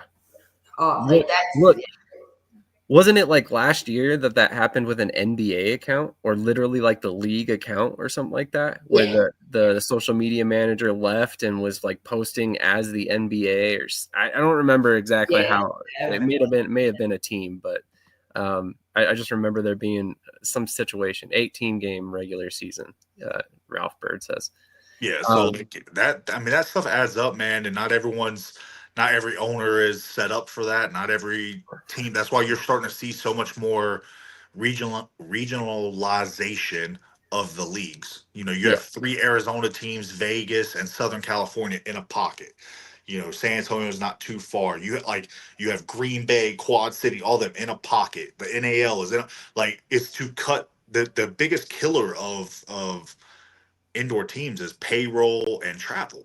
Yeah. You know, so that's why you're starting to see some standards put in place for payroll. You know, that's why you're starting to see guys flock to the AF1 because, you know, those teams are throwing around a little bit more money than what a lot of IFL and NAL teams are wanting to throw around. You know, and if that works for them, that works for them. So, you know, I don't get mad if, you know, you guys talked about the Minnesota Monsters earlier. You know, at the end of the day, if you can make it work, make it work. Hey, at the end of the day, it is what it is.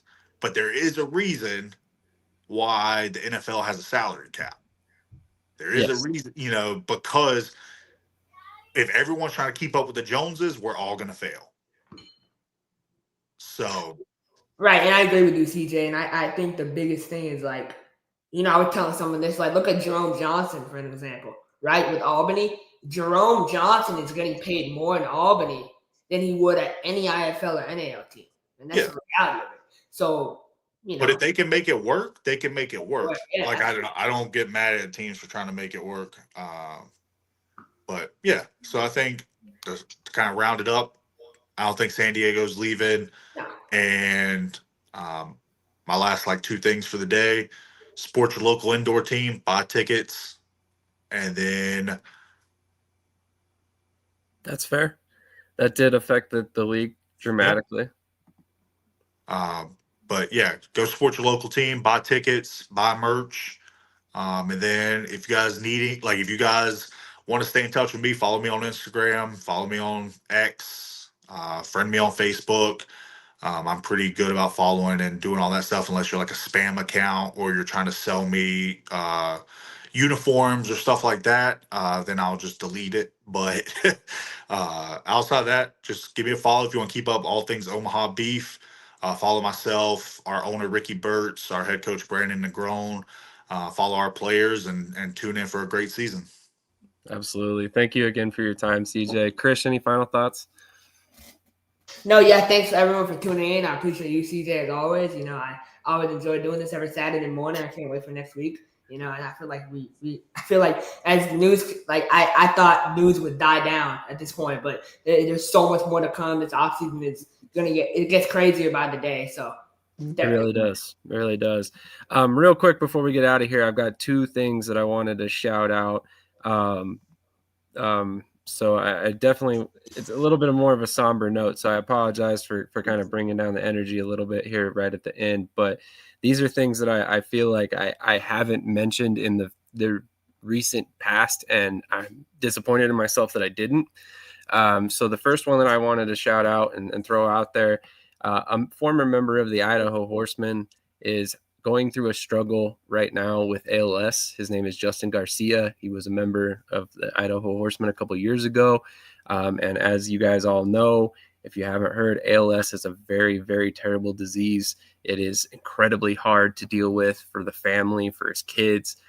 So they are currently doing a GoFundMe and a fundraiser for his family to help weather the storm. Obviously, as of right now, his wife is kind of trying to keep things together, and I think they would really appreciate any and all support. We talked about it a lot here on this show. Indoor football is a community, right? Well, it's time for our community to gather together and get behind Justin Garcia and his family and support them. So I wanted to throw that out there. And honestly, I've been meaning to do this for 2 weeks now. If you look, it's pinned on the Shady Sports Network Facebook page. It's pinned on my personal page, and it's going to stay there for the foreseeable future. And then there's one other thing that I wanted to shout out that's more on a personal level.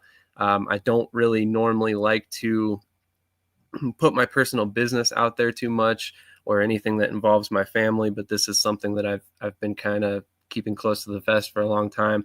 A couple months back, I lost my cousin, Neeland.